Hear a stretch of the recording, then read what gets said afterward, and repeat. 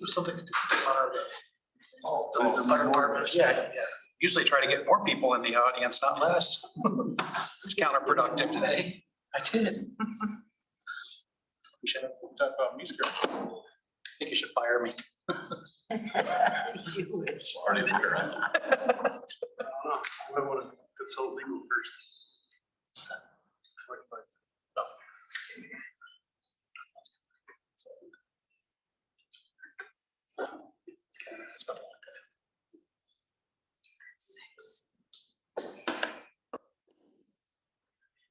We have 6?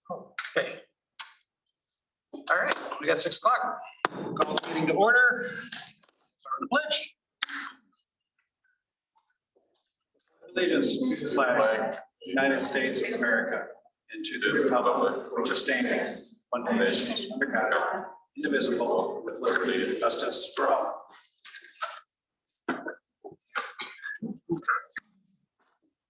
All right, Karen, can we get a roll call, please? Mike. Jerry. Here. Doug. Here. John. Here. Aaron. All 5 council members present. We would take a motion to approve tonight's agenda. Make motion to the agenda. I'll second. Doug, aye. John. Jerry, aye. Motion carries with 5. First up is the consent agenda with the minutes from the 8th to the 3rd. The BCC Board of Directors meeting, resolution authorizing budgetary transfers, bills, and that's it. I'll make a motion to approve the consent agenda. Doug, aye. I never got the bills. They were put on late, Karen. They are on there now. Aye. John. Jerry, aye. Motion carries with 5. Oh, I glossed right over this as a comment, sorry. If there's anybody, do we have anybody online, Karen?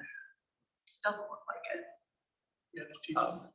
Oh, I'll go back and offer that opportunity if anybody wanted to address the council prior to the meeting.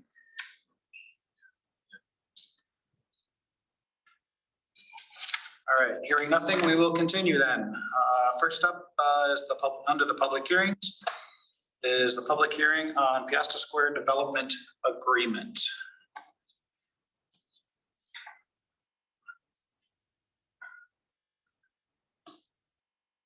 So we've got the notice of publication. And then the second item there is resolution approving the agreement. That actually has the agreement in it. Annette, is this one of the things that we were going to have Doug provide some narrative on, or are you prepared to? All right, he texted me and he's on his way. He said he might be just a few minutes late. If he's a key part of that discussion, I'm wondering if we ought to jump out of order. If we could go down to section 4 and cover that's under the administration. And we do have a guest speaker here from ECIA, and that'd be Chandra, to speak about the DMAT's 2050 Long Range Transportation Plan. Thank you for joining us, Chandra. Thank you, Mayor and Council, for providing us this opportunity for working as one of the We board you with a lot of slides here. I will brief, but I'll come to the point. So in general, DMAS is all the metropolitan organization. So every 10 years we have census counts. Whenever the area meets 50,000 plus, so the census bureau is that as an urban area. Then the federal mileage USD would be the so metropolitan area for the built area is the that we part of it. Peosta, the city boundaries of Peosta is the limit, and everything east is part of the metropolitan.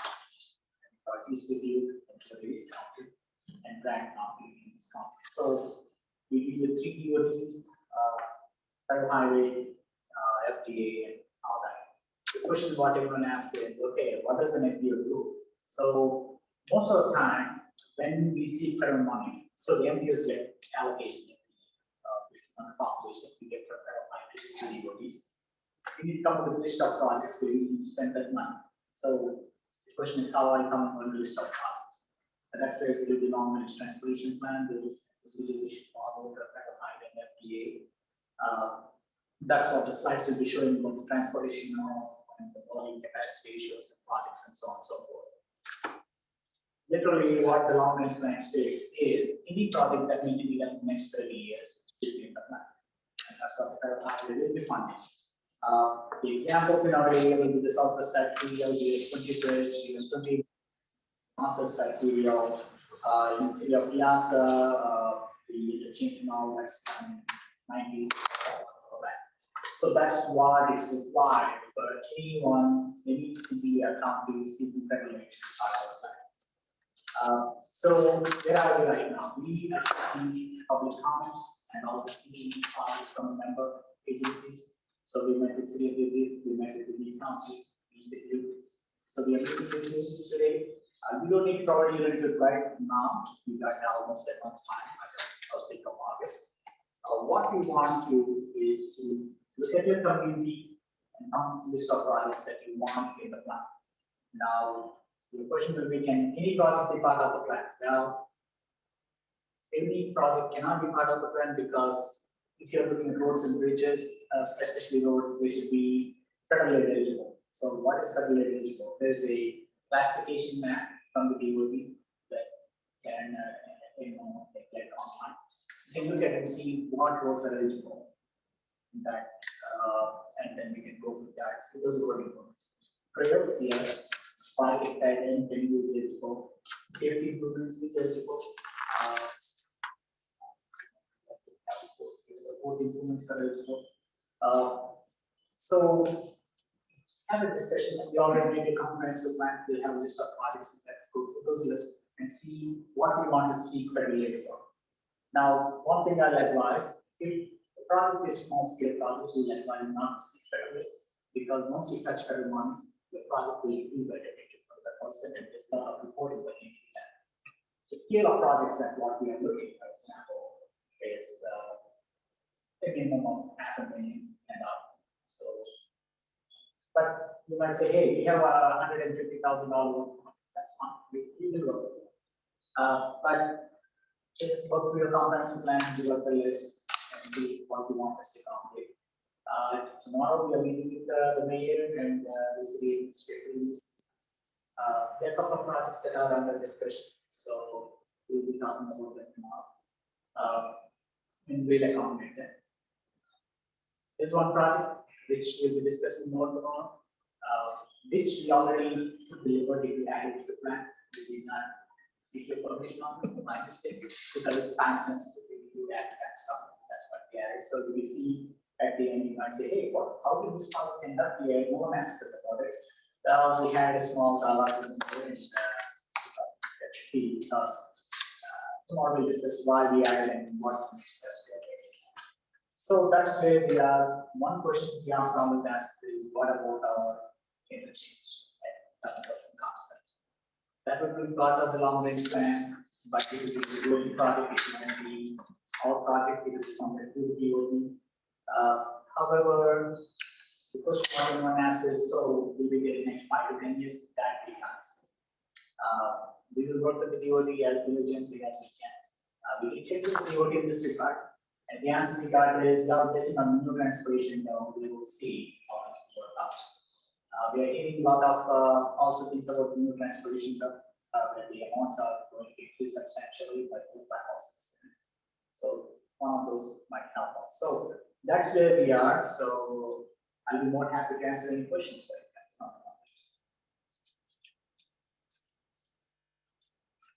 I'll ask just for a clarification. There's two terms that seem like they might overlap. The RCTP and the LRTP. Can you explain how those two play with each other? So most of the time, the metropolitan organizations and the rural planning, anything outside the metropolitan organizations, the rural planning agencies, and the IL side, both get money from the DOT and federal highway. So RPA gets money from the DOT directly. The MPO gets money from federal highway through the DOT. The MPO is mostly with federal regulations, which is called to the top, because every 3 to 4 years we get to read by the facts, let it be straight. On the RPA side, the DOT gives us the money, but we have bigger area, we got 4 counties, and it was about 5 states, so they have 3 counties there on our side. Where we have 4 counties here, we give that, so need to distribute them on all the counties. So the question came is, in 2009, when President Obama released RFRs, so we need money. Then everyone got excited saying, hey, we're getting money. So we got the money as an MPRPA, we always get the federal aid and we should distribute them on the members. Then we said, okay, by the way, we can't find your product, we can find your product because this federal aid is for. Also, used to have really mad. They said, okay, are we not important here? Well, we are following the federal regulations. Don't shoot the message. You should go and talk to your senator or someone. They said, no. The president said the money is given to everyone. There is a line. So that triggered a lot of conflicts and a lot of discussion among members. So a couple of cities, they came to the table and literally we are not. So the board says to staff saying, okay, you guys go back and find out to find small cities. So when the DOT later on came and said, okay, we take all the federal money, we state money, but this federal regulations still apply. We used a similar process on our side. So what we said to counties is what we do as an RPA. We give the X amount of dollars, and you release the same amount in local money, so no federal tax attached, and go to small cities, and they can hire anyone and get the work done. So they said, okay, that's fine. It's a creative way of doing things, but what we learned from small cities is, for a big city, 25,000 is nothing. For a small city, 25,000 is almost a year budget sometimes for a small city. So 25,000 can make or break a project. So we learned in hard way. So we created this RCTP program. Now, Peosta is unique. You are the MPO. You shouldn't be eligible for the RCTP program. So we talked to the county and said, okay, that's a group of the rest is not eligible. So can they participate in this? So we asked is the RCTP program, but you can still access the MPO funds. So I know recent round you guys apply for funding. There's a question on that which we can listen to tomorrow.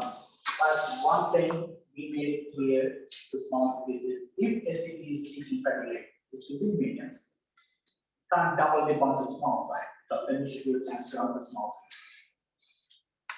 So in this regard, one good example is with Luxembourg and Louisiana. Last year they applied for 150,000 because the DOT is doing 93 and with 1 point. 52. Yeah, 52 now.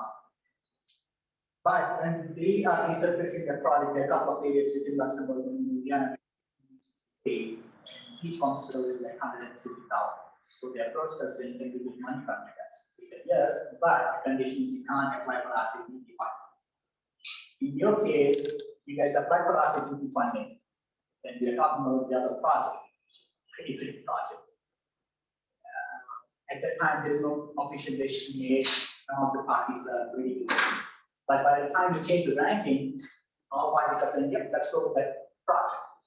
Now the question came in is, should we say we also take the application out, and it all happened the day morning where we are ranking, in the afternoon we are ranking the application morning, we got S from everyone. Should we call the city and say put the application, or should we do something so that they don't get money? Because if they get money, the other city they get double the data.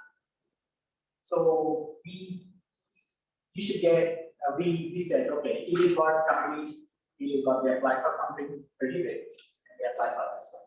So we need to look into this, and they said, okay, this round will make Peosta sit down because they are getting money from us. That's what happened with RCTP, but we'll be more, I'll provide more information tomorrow. And the other project is a pretty substantial project, so that will help the city in other ways. Thank you. What else from the council? Questions, comments? That staff? Thank you very much. I appreciate your time. Thank you. Thank you for coming out and sharing this.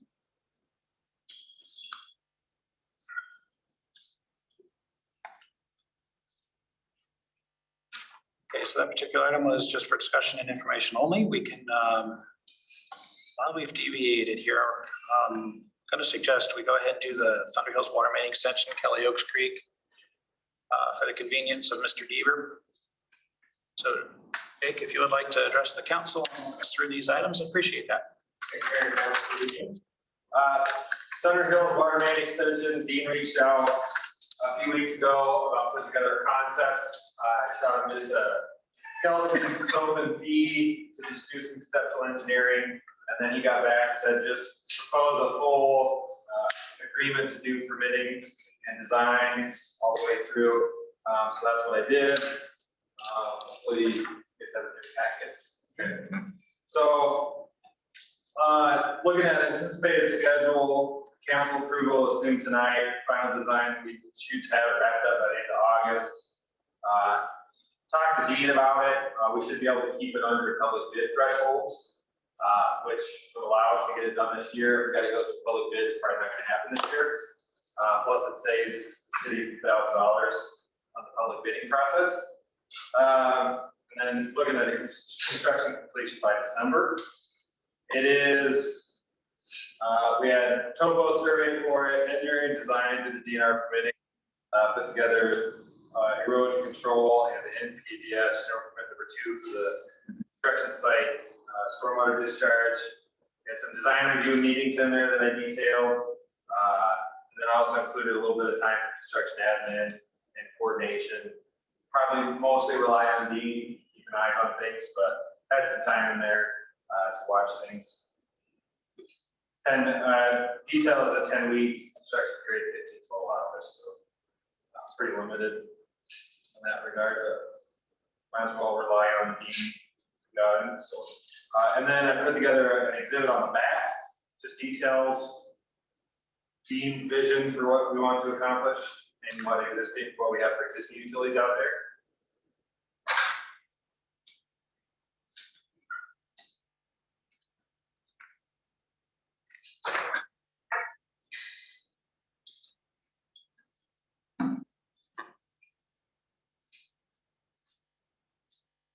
We'll have, I guess, couple design points is we'll have some sort of larger backflow prevention and metering device on that 8 or the 6 or 8 inch line. Kind of, we walk back and forth between 6 and 8, depending on what the Thunder Hills want. If they want fire protection at the clubhouse and everything, we'll probably just upsize it, get 8 inch there to know that we can get up fire protection. So you have it as 8 now? Yeah, the issue with that is we're tying it to 6. So if they ever wanted to upgrade fire protection into the country club, then at least we'd have 8 inch to the existing system, and then upsize if they wanted to. Jake, are we gonna add a hydrant at that end? Yes. We're either gonna add one or we're gonna relocate. There'll be some sort of, we'll have to have some sort of blow off device. Right? Maybe we'll just pop a hydrant in the end. Otherwise that thing will sit there, not in service and stagnant. So it'll be something where you will have the team go out there and blow it off.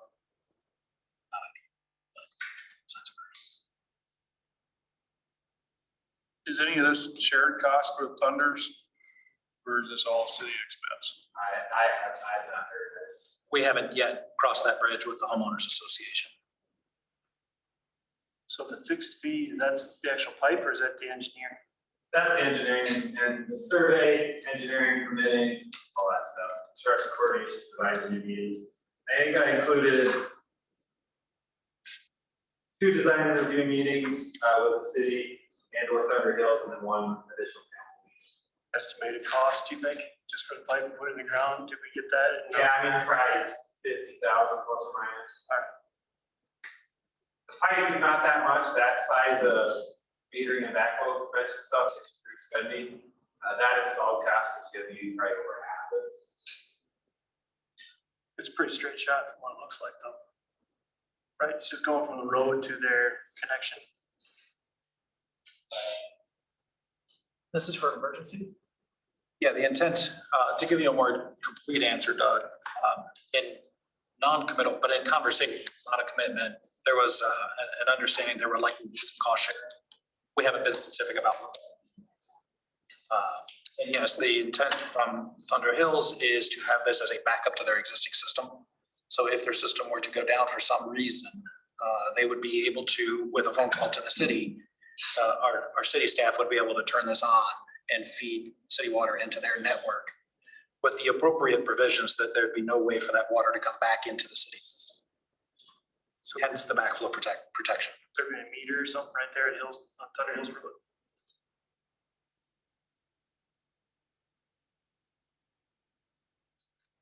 Is our line to Thunder Ridge, that one that's going out from that point on Thunder Hills Road, the black line On there? the east side of the road? Yeah. I believe that's what's going up to Thunder Ridge. So that one would create a loop for the fire hydrant coming from Thunder Ridge. But we'd have a dead end, we'd have like 250 foot from Thunder's Hills Road to that Thunderhead Court. That would not normally be in service, it would be an emergency only. So if that was ever, so we would need to routinely blow that out, and flush that out. Even if you kept it empty, you wouldn't want to put it in service. Okay, so that's not going to attach to Thunder Ridge? No. No, this is just like 250 foot of main, just a backflow and some structures. Basically just from Thunder Hills Road to Thunderhead Court. Another conversation.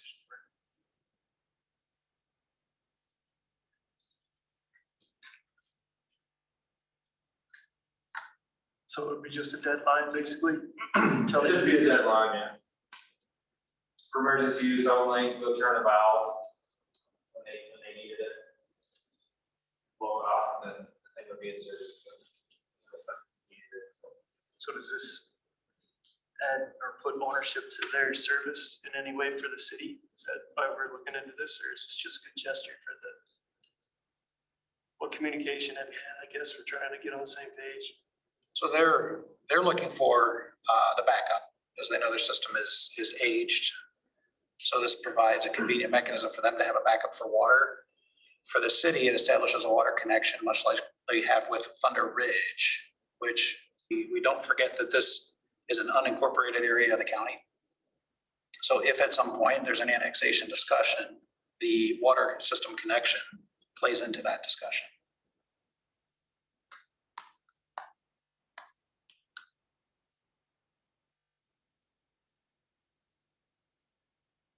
But there's no guarantees. Thunder Hills, don't they have private wells over there? Yes. Yes, and interestingly, the homeowners association is responsible for the water to the homes. And they are the sole authority on the water system for the residential system, for all the residences. The country club has, I believe, a well or two of their own, and then they purchase water from the residential water system. So does this tie into their main system? So this feeds the entire subdivision then? I'm not sure exactly what Jim's talking about with the separate system for the country club, if they got a separate well, or just irrigation wells. It might just be irrigation wells. It ties into, as far as I know from Dean, it ties into the only 6-inch main that they got out there. So we're making the best connection to what they got. Pressure is gonna be any issue if we did ever flip that valve on? Well, we can put in some sort of clay valve or something that you need to reduce. I think it's pretty high coming out of there. It's on that side of the booster station, right? So Going up over the. there's gonna be some significant head loss to that backflow prevention. So I wouldn't anticipate any problems.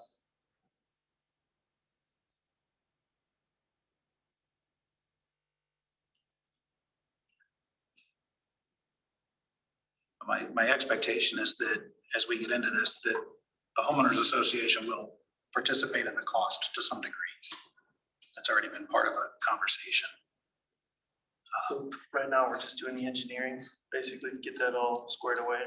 Well, what's in front of us is a proposal for engineering and construction, To engineer, design permitting, final design. and we would come back quotes. Dean and I will solicit quotes from contractors.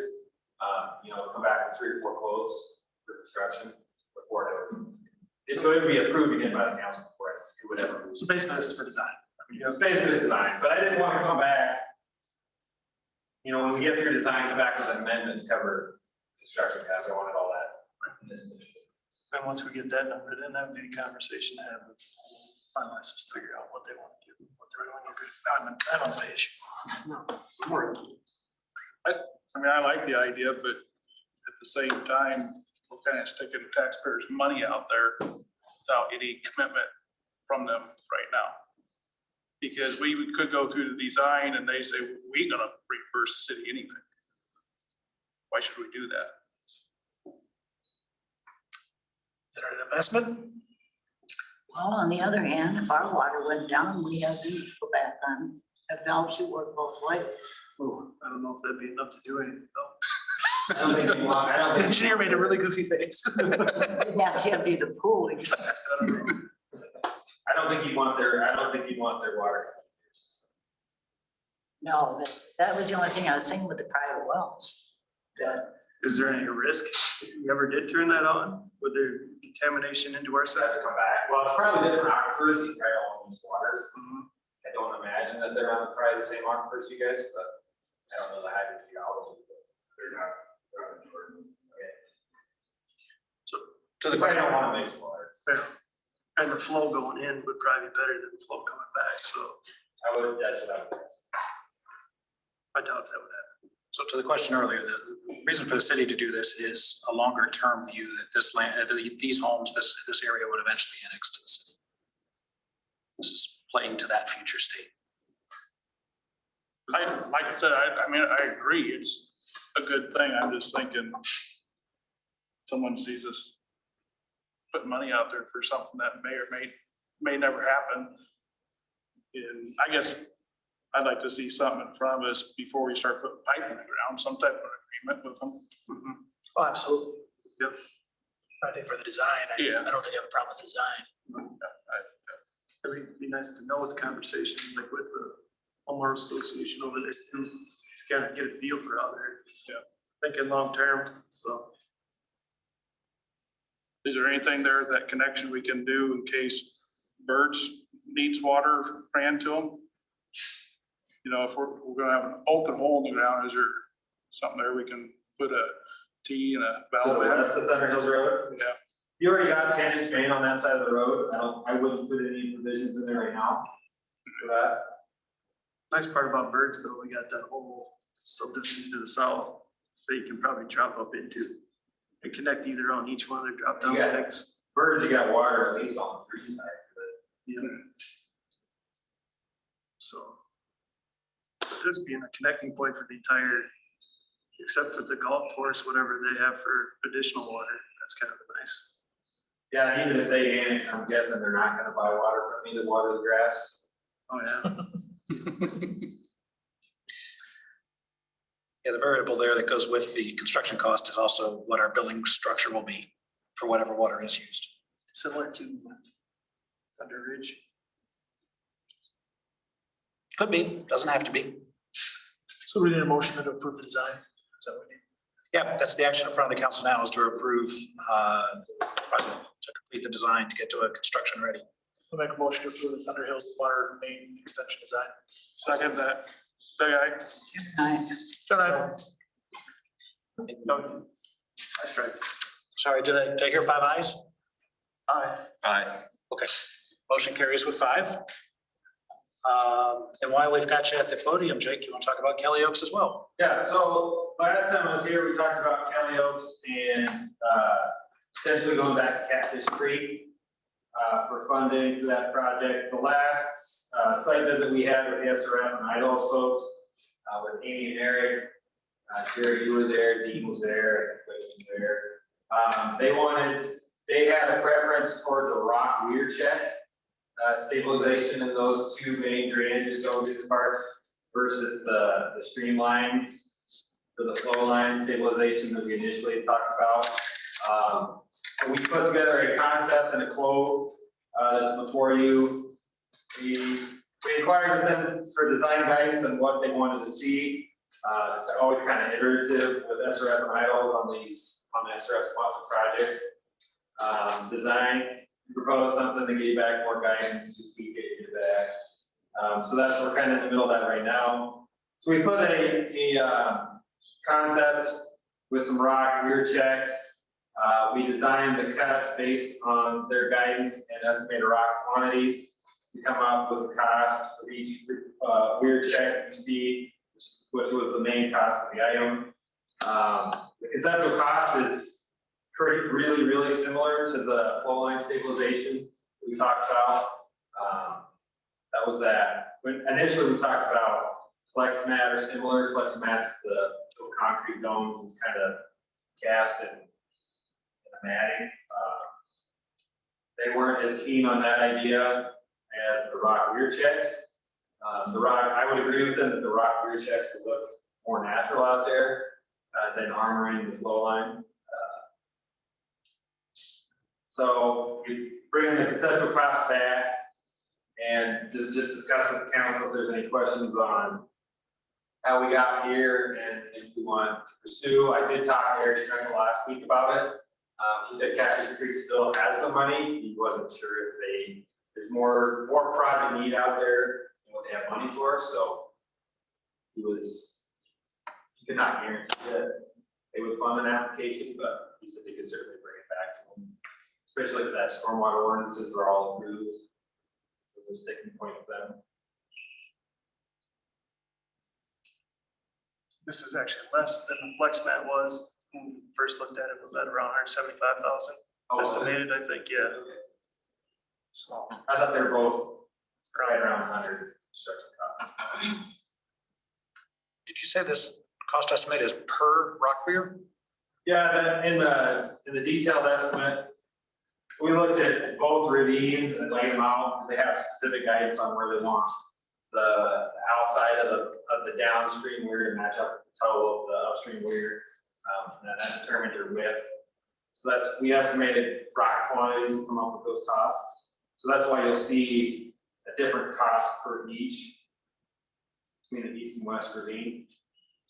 As the west ravine, those widths got a little bit wider, required more rock, so that's why the cost per each is a little bit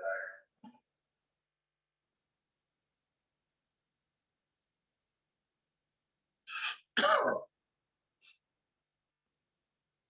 Okay, so what you have in the sketch with the red lines across the ravine, the total cost for all 20 of those red lines is the total I see on this cost estimate. Yeah, we figured 10 per ravine. 10 and 10. 20 total. Okay, I see that. Total cost by the time you do rough grading and topsoil and get it and get turf established back. And we also included aided sub drain, which may or may not be required in the flow line, depending on the flows. Came up with just shy of 100,000 probably construction costs. Eric said funding wasn't there, possibly. Yeah, he said they're pretty well funded at the moment. He said they had 50 to 75 uncommitted. Said we could bring a funding application back to them, but they have most of their money spent. I don't remember if it said 50-50 or. The other thing, I mean, it's their funding is SRF sponsored project money. So if we strike out Catfish Creek, we could always go back and submit this to the SRF sponsored project application that we were successful on and go that route. I think we were planning on using that south, weren't we here? I think so. Most of that,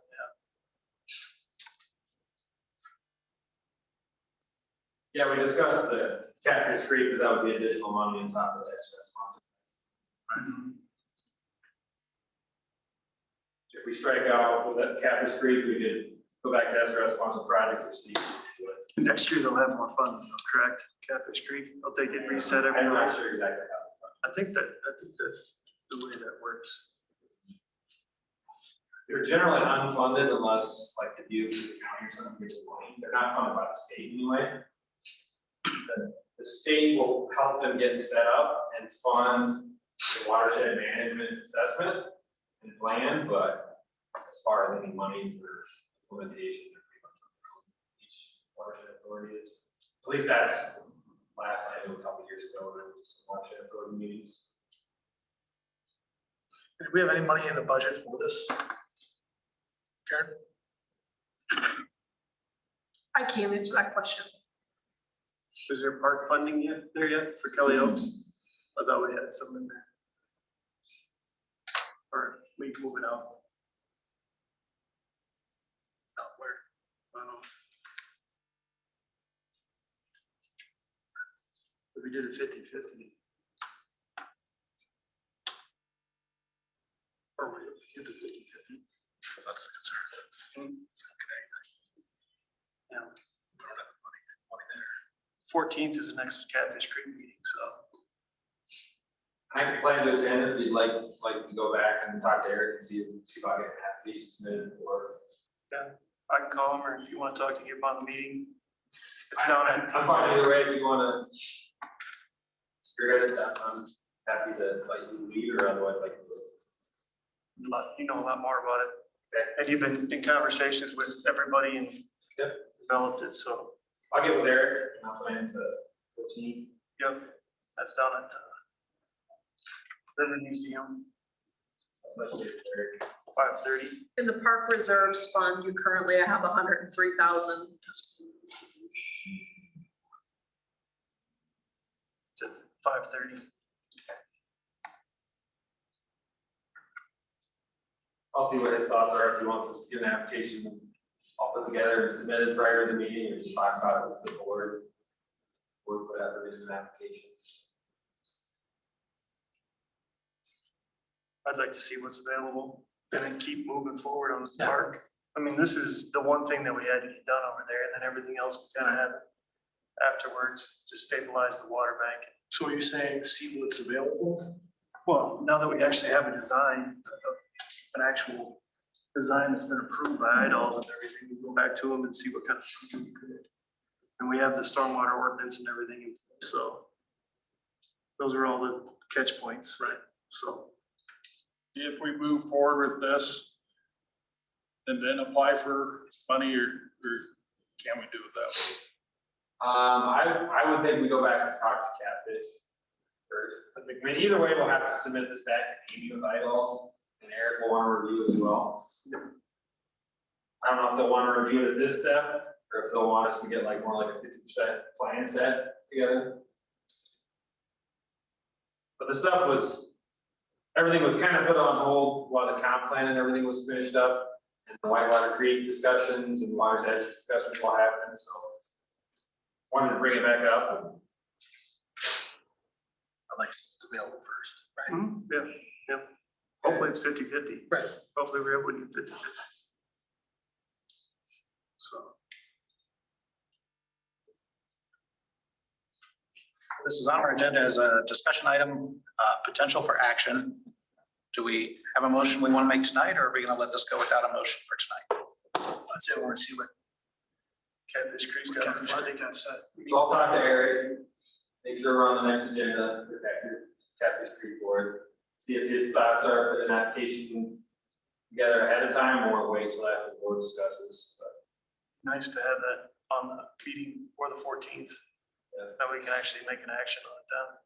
Resolution of the 14th. Yeah. Okay. Here's that, it'll be another quarter, so 3 months.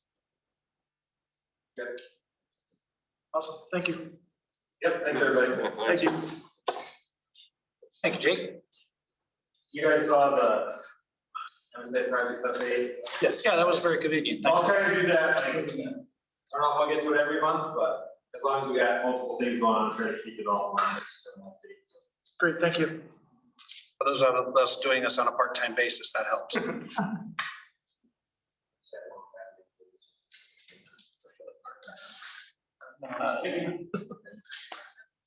All right, so that gets us through 4C.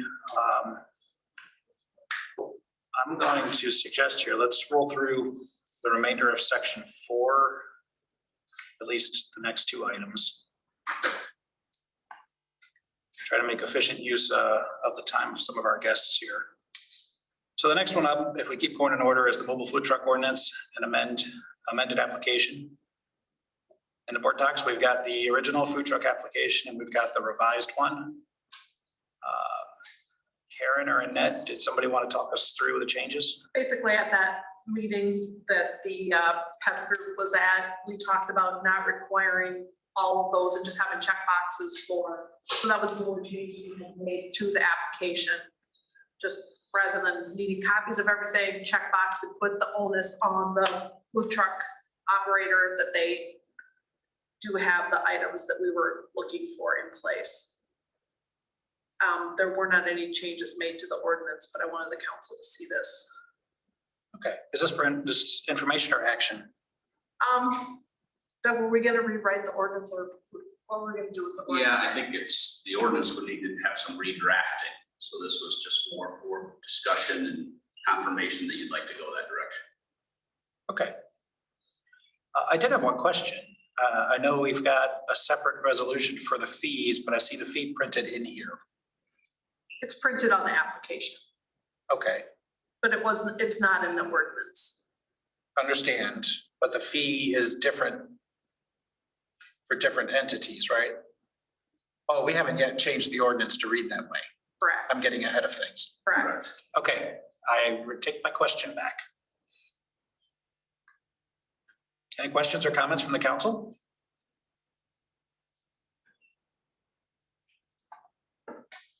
I do, looking at the board docs, I see this is actually listed as an action. Do you want a motion and a vote? Can they amend the, You can't amend the ordinance. not the ordinance, Oh, but sorry. the permit, just, Just approving the permit or the application. Recall, I could pull the ordinance up. Does it require those attachments specifically? don't recall. I'm not thinking it does. I don't think it did either. No, so I think from the standpoint, if the council's comfortable to modify the application for the permit to ask just those questions as opposed to attaching the document, I think you can do that tonight. Okay, and from a legal perspective, you're comfortable that this is not exposing the city unnecessarily compared to what we were doing before? No, I don't think the city had an obligation to do what you were doing before, but it definitely complicated the process. And I didn't look closely at the form, but if it has a certification line where the party applying certifies that the above and foregoing is true and correct, they're saying they have the licenses and the insurances, they're the ones with the potential liabilities. And I do see that clearly stated here with a signature.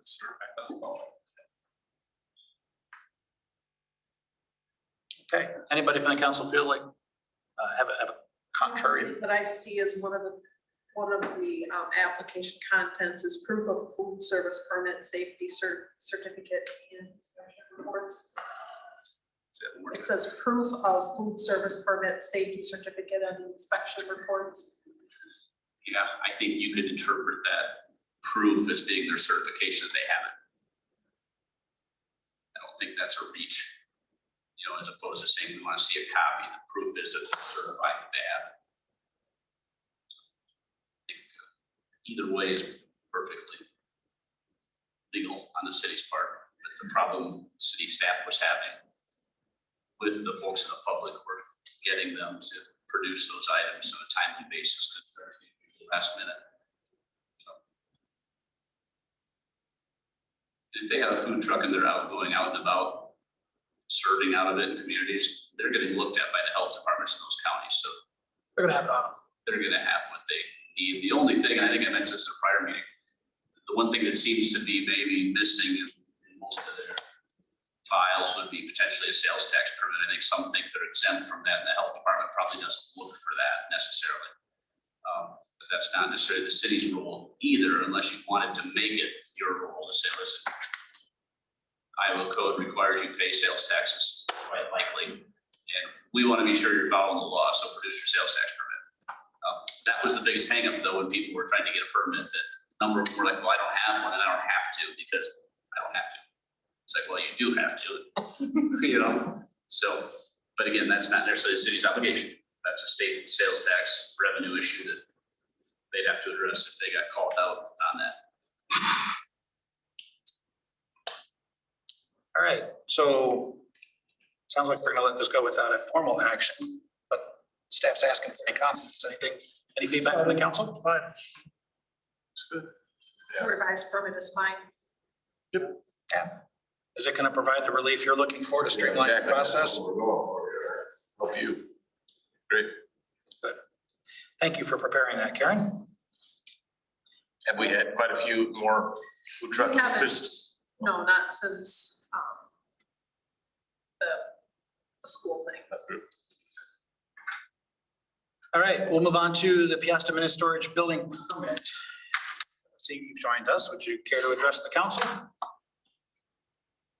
The paperwork that you had received, I don't know, it's pretty straightforward. Do any of you have any questions in regard to that?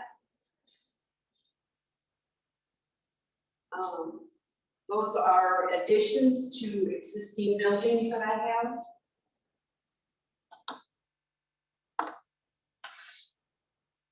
That's currently there. Did this go to P and Z? Or does Doesn't this? need to go to P and Z, so not rezoning anything.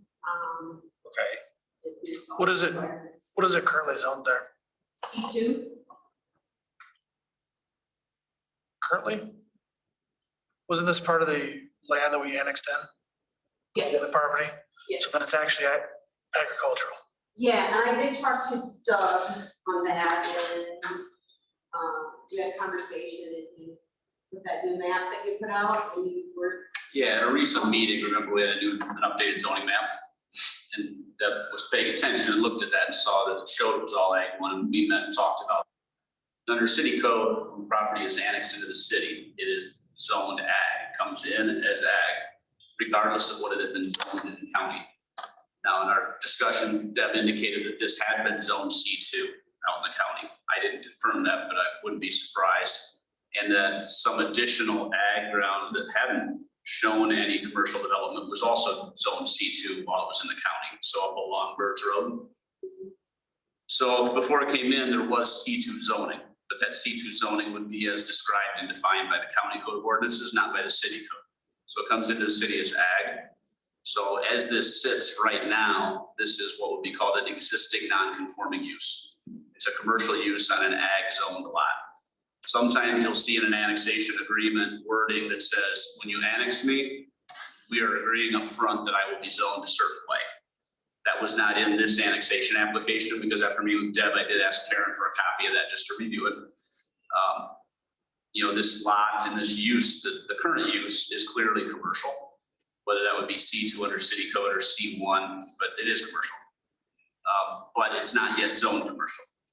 To rezone a property under the city code, you do have to go through a process through the P&Z and the city council. The city council can initiate that process, or a property owner can initiate the process. Again, in a case like this where property is annexed where it already has an existing use, that's not uncommon for that to happen, but to my knowledge, it hasn't happened.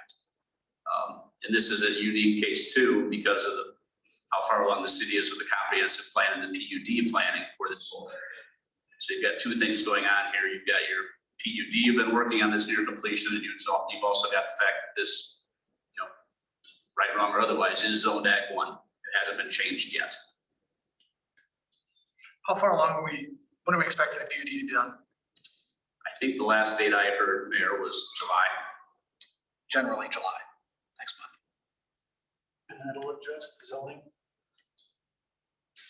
That will address the zoning, yes. Yep. I mean, that will create zoning classifications, and I know a chunk of this area for sure had been talked about as being allowed to remain commercial, but not all of it.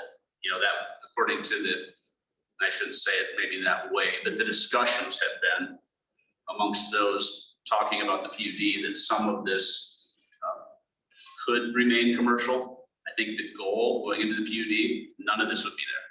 But I think as a negotiation, I think the discussion was some of it could stay, but some of it shouldn't stay. And that hasn't been decided yet. I think that fair statement. the stuff that they did talk about that would stay are pretty much where these buildings are. Additions to the buildings. The south one for sure, the one a little further to the north, if Belo Drive were extended in the fashion shown on the PUD, I'm assuming that building would be impacted. Maybe not the addition, but the existing building. Right, that would be something that the city would have to purchase the buildings and the ground. I'm not sure when that would even happen. Right now, I've been full for the last year and a half. I need to proceed with my growth at this time, and as far as when I was annexed in, classified it in tax as commercial property currently, not as a. Just in case you don't know, the assessors will always tell you, they don't care what the zoning is. They tax by use. So this could be zoned single-family residential, they tax it commercial because that's its use. So zoning isn't really an issue when the assessors are involved.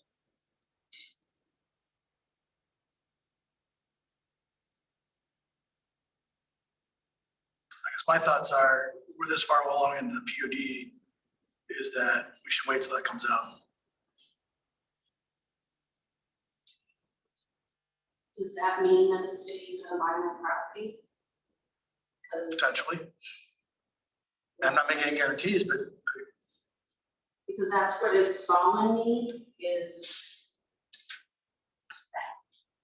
this I'm not su- is if the city is even gonna even pursue that, pursue what? to bring people all the way through. I mean, Right, when that's, we're in the process of developing the PUD, right, which I know you're aware of, and what's gonna be done here within 6 weeks. I don't see putting the cart ahead of the horse here. There's, I think, a more fundamental issue. If this is right now what was the term you used, Doug? It is a permitted, existing non-conforming use because the zoning hasn't been addressed. So it is being zoned as agriculture post-annexation, and this would be allowing further commercial use of a property that's not currently zoned that way. Which is back to my question then to the zoning P and Z is what's the P and Z position on this? Yeah, and I assume your code says this most do. If you have an existing non-conforming use, you're allowed to maintain it and continue to utilize it. And you can't make it, you can't advance it, you can't grow it. And if it's ever substantially damaged, say a tornado came through and damaged the existing property greater than 50%, you wouldn't be allowed to rebuild. So there's kind of the general rules when it comes to existing non-conforming uses. And that Deb is right with the rest, regard to the rest of the continuation of the existing non-conforming use. If the city wanted to utilize that property for another purpose, street, for example, or other utilities, or just to take control of it, you'd have to negotiate the purchase or condemn it. And the condemnation, you'd have trouble doing for an economic development purpose, but you could condemn for the roadway purposes. And cities have significant discretion under the law to choose where they want roads and infrastructure. So as far as extending Belo Drive, if the city was of a mind that that needed to happen, I think you'd be successful in condemning what you needed to make that happen. But to condemn it all just because you don't want commercial there, I think you'd be unsuccessful. I'm just saying, I mean, this could be 5 years down the line, and I can't stall my business for 5 years and wait for the city to act on it. It's my- I mean, right now I'm being stalled because of. By the same token, the code does not provide for growing an existing non-conforming use. So we would be violating or at least against, is that Iowa code?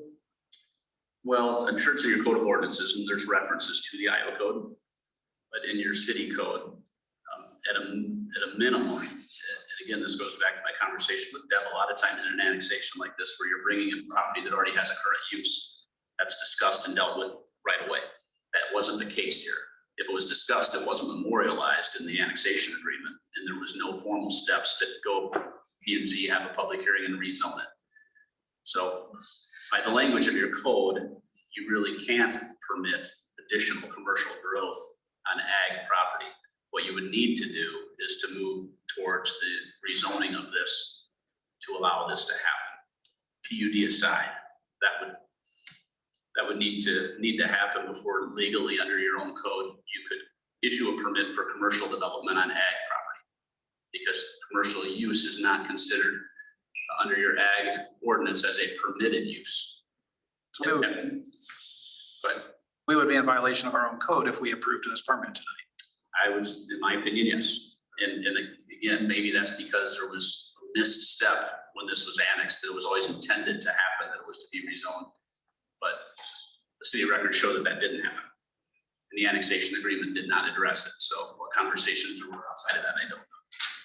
So the way I understand it though is we, number one, we wait for the PUD to come through in July, or whatever it is. Or we move it to the planning and zoning to have them review it. Is that how it works? And then possible rezoning or? So there's your steps. I have a question, Doug. Yeah.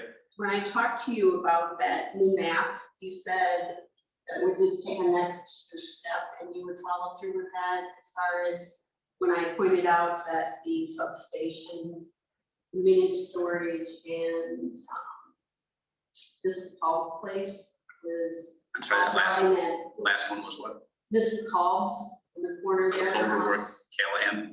Yes. Okay. And you just said, I gotta address that to council, but that's just an extra step on the map as far as rezoning. Or. Well, I don't know what my exact words would have been, but I would suspect we talked about some of the things I've said tonight, that typically, again, when things are brought in, the zoning is addressed, because county zoning doesn't mean anything in the city. In almost all cities I work with, things come in ag, it's just the way they're all written. And a lot of cities will, in that case, take it upon themselves to commence the process to do the rezoning without the property owner having to file a specific request to rezone. So I think we had that discussion as far as, you know, I would not have been in a position to say this can be taken care of and we'll change it. As far as, you know, calling the ECIA and say change the map or just it's making that change. It can be done by the council initiating it, but you still have to jump through those couple of hoops. Public hearing with the P&Z recommendation, and then you have to consider an ordinance to change the zoning. 3 readings, and you can waive those and do it all at once. So yeah, there is a way to fix it if that's what you choose to do, and it can come pretty quickly, but it hasn't started yet. And the PUD is gonna give us a better idea as to what we're gonna use this land for in the future, right? And where that road is gonna go, Belo Drive. Well, if you remember in talking about the comp plan is a 10,000 foot view. The PUD is maybe more of a 1,000 foot view. Yep. It doesn't mean that's exactly where the road's gonna go. It could move a little bit one way or the other as things start moving, but it gives you a much better feel than the comp plan view. I just say for, you know, us to go through the steps to prove it, and that one extension of the one building is right where where the Belo Drive would be going through. Yeah, it would probably, depending on how you would swing the road, it possibly could be missed, but you would take out some of that area of the building, you know, if you went straight across versus coming down and swinging around. Versus, you know, coming in as an angle, and how the plan currently shows, it kind of comes in and swings like a U going around the Central Park. And they just designed this slow track it down, basically. Even on a straight line trajectory, if you take into account the setbacks and the right of way, that addition would be largely, it wouldn't be able to be there if the road went straight through. That street is, I believe, 50 feet wide. And I measured it. So that the first building that's existing would definitely be in the way. I'm not certain that the second one would be directly in the way. Would you agree that it would make sense for the city to do the due diligence to figure that out before we approve Okay, the building? so would they have a problem if I advance to start on the big building? That is not in the way? I just think this is part of a bigger picture that we need to see. That I want to see the bigger picture together, see how this coincides. Before we start putting more buildings up that may or may not have to be moved in or taken down. I'm full, I'm turning people away and I need to do this. I'm not sure I can wait until end of August. I don't know, Doug, do you know where they're at on the, they're on the PUD plan? I talked to Ryan Peterson, he said we haven't touched the plan at all. I talked to him a week ago Monday, and he said we're just working on like the ordinance of the PUD right now. Done any more design on it? Or the last we heard, I think we said was gonna be July. That's the last. Was that for the public viewing or? I thought there was gonna be a public viewing first and then follow up after that. It's not in any form of a commitment, but in conversation, we had talked about July having the public Yeah, that's rollout, what if you he will. was- That's what he had mentioned too.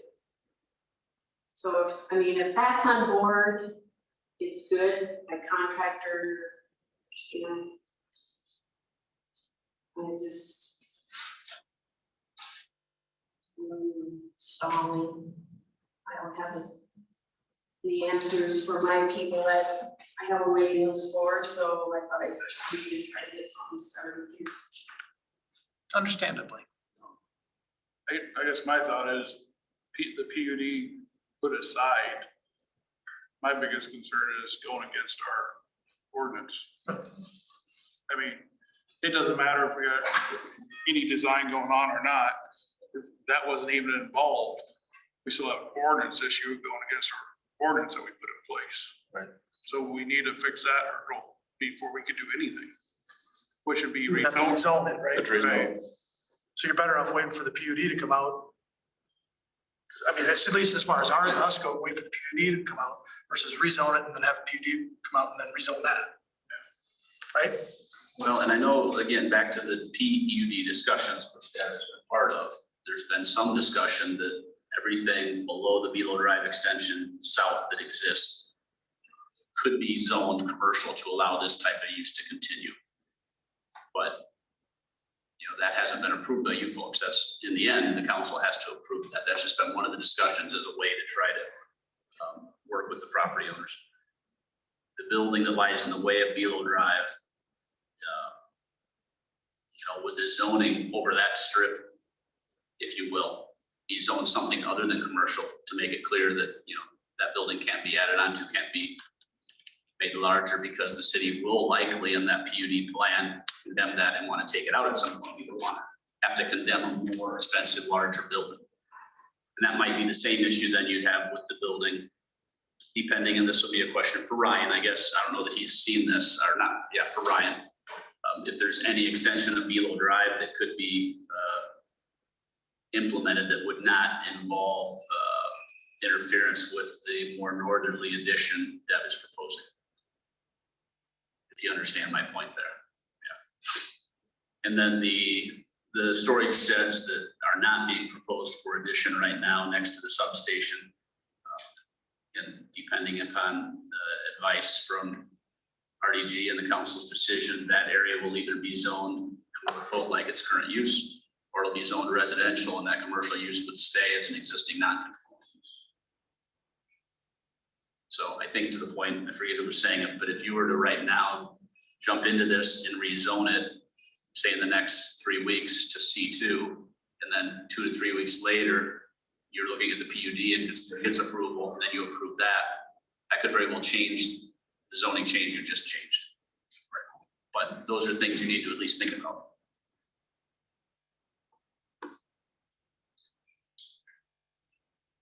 Well, we can't do anything tonight, right? Because we can't okay this because we're not allowed to.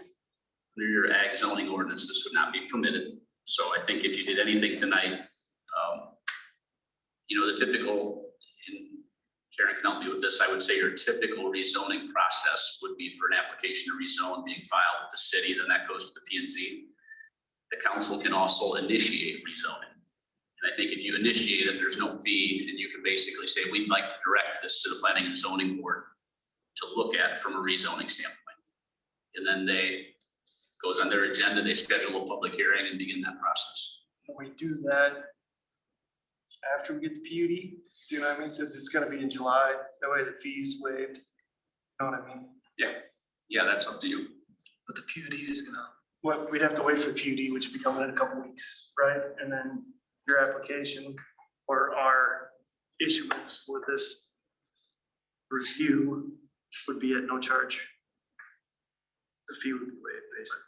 So Yeah. we really want If to. you back it up a little bit, I mean, none of us saw that this property was gonna be put in a PUD. I mean, that came after that final comp plan that they decided to put it in a PUD. When we were annexed in, I mean, Whitney reviewed the draft of the annexation, knowing that it was gonna be commercial storages. It got missed, and then I got thrown in a PUD, which, I never asked for that, but it's how, it works good where I'm at, I think. And I understand, I'm not here to argue the point, we can wait and finalize the PUD and see it's done in July.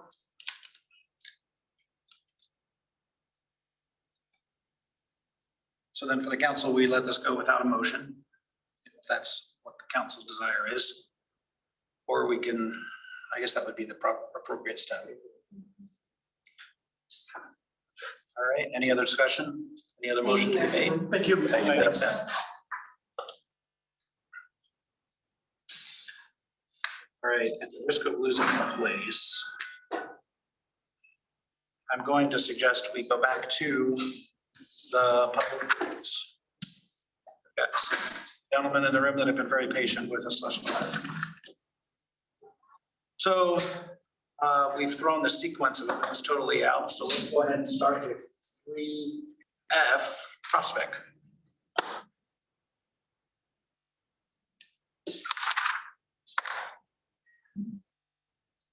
So this, the discussion now is on the Prospect Development, Thunder Valley #3 Development Agreement, and the next agenda item, of course, the resolution approving that same development agreement. Now, to set up this series of development conversations, since they are somewhat related, helps to have the context. Doug, was it your intent to address the council on this group before we get into the individual ones? No, we can talk individually. Okay. So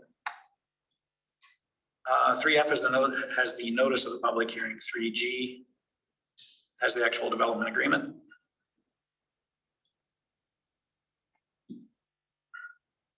So with the, Do you want to open the public hearing?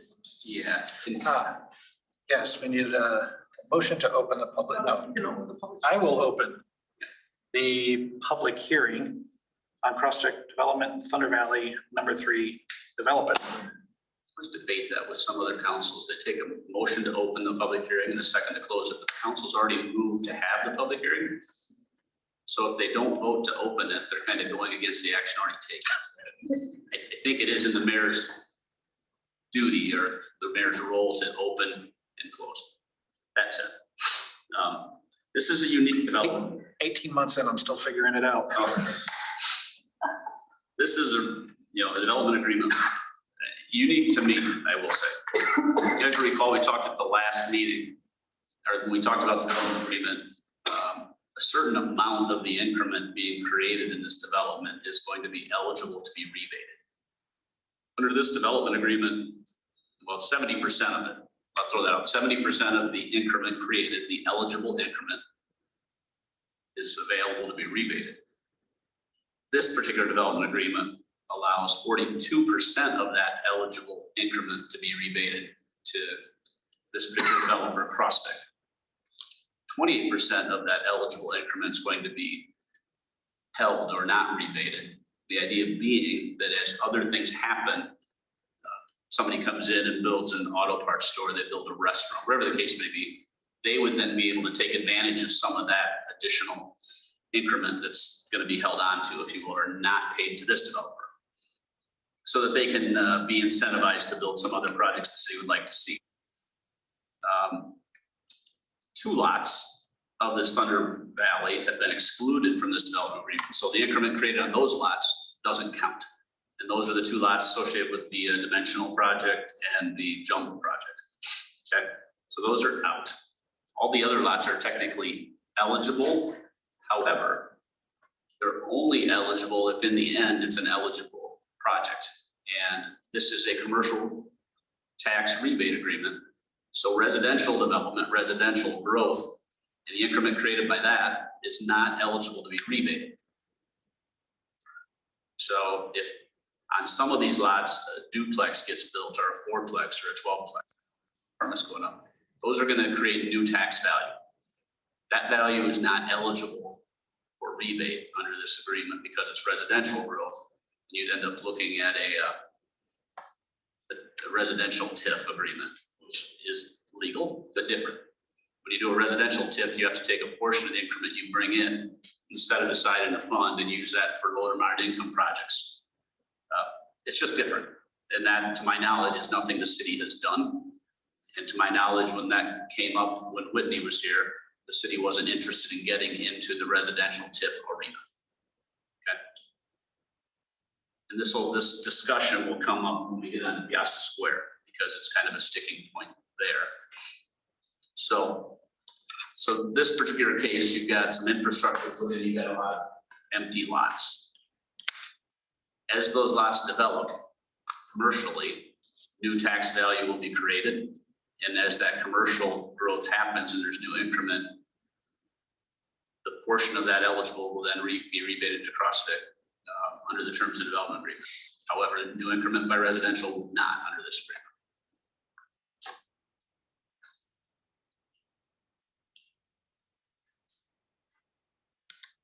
It's what it's only going to be a goal. Okay. Okay.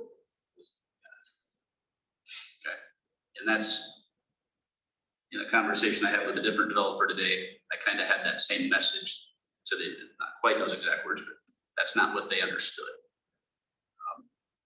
But because of that, I reached out to Karen, and at least the conversations Karen was aware of with Whitney, the discussions of these agreements were always tied to commercial growth, not residential. And Whitney had had conversations with Amy York, Yes. with Forsey and Whitney. And I had reached out to them after I got in the seat here too, and asked about it. I didn't really ask about this project at the time. I asked about College Suites and Peosta Square, because College Suites is 100% residential. Peosta Square is commercial, 1 level and 2 stories of residential. And in looking at the code, again, you can do residential TIFs, but that's a different animal. So the question was, what are we trying to accomplish here? What's the agreement? And working off notes in the file and looking at the response from Amy York. At one point, I think she had suggested to Whitney, she thought maybe Peosta Square could be considered maybe eligible, but the more she thought about it, she did not think so. And I agree, unless you do a residential TIF with that upper 2 floors, or you do the tax exemption related to those upper floors, which is a different process in the code. Again, it's doable. That's under chapter 404.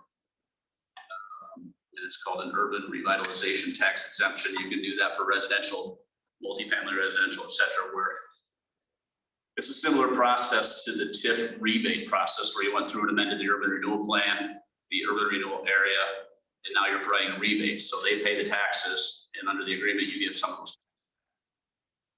Under the revitalization process, the tax exemption process, and you jump through a lot of the same hoops, and in the end, they pay a lot less taxes for a certain number of years. They don't pay taxes in and then get them back. So you can do it a couple of ways. And, you know, and again, we haven't talked at all about any of this. In talking with Wes Schulte on the other one, I mentioned it briefly, and then reached out to Karen and Annette and actually Whitney today just to get her input based on past discussions. And when I talked to Wes, I said, you know, because he suggested that if I don't have some assistance with regard to the 2 residential levels of Peosta Square, it's going to be very difficult to move forward. The way to do that is to do the development agreement with the TIF rebates on the commercial, and then do a development agreement with urban revitalization tax exemptions on the residential components. Now, if you go back in time a year or 9 months or wherever it started, you could have, in theory, kind of ran these on the same track and potentially have one agreement, but that wasn't the process. And I didn't look at all of the urban renewal work that was done as far as amending the urban plan, the urban renewal amendment, but I did have Karen send me the one on Peosta Square. And it did specifically speak to tax rebates. It didn't speak to tax exemptions. So at least the process employed to date is specifically tied to the commercial growth. And now the infrastructure, and this project's slightly different than Peosta Square, because all the infrastructure that went in here is going to be used for commercial, residential. It's going to be used for everything. So that's a little bit of a tweak that we could follow up with Amy Bjork on. What I think I'm hearing, and if I'm understanding you gentlemen as well, at least trying to gauge your reaction, what we've got in front of us is agreement in writing, but we don't necessarily have a common understanding of how this agreement is really going to play out. Yeah. We were just told verbally what the agreement would be. Okay. Yeah, what was your expectation?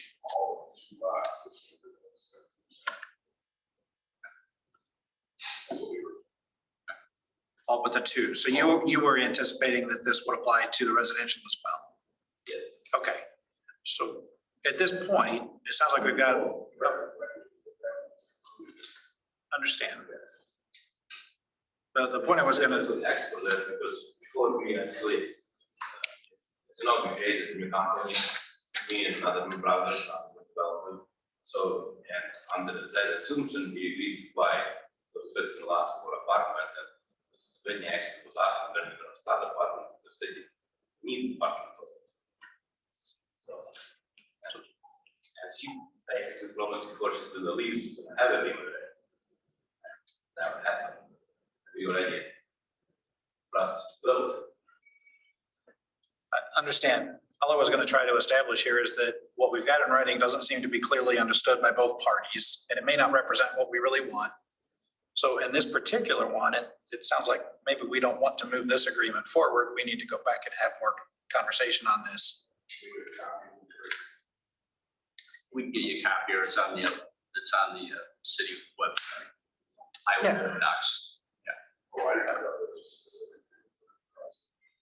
There is. There is. So if you go to that link for the email that I had sent you for the meeting, in Word docs, you'll be able to find your agreement. I would suggest, I mean, you're already building and already doing things. There's no point in approving something that isn't where you want it to be right now. And there's no rush to do it. So I would say, hold the public hearing, kind of get these comments, which is one of the benefits of the public hearing, get any other comments.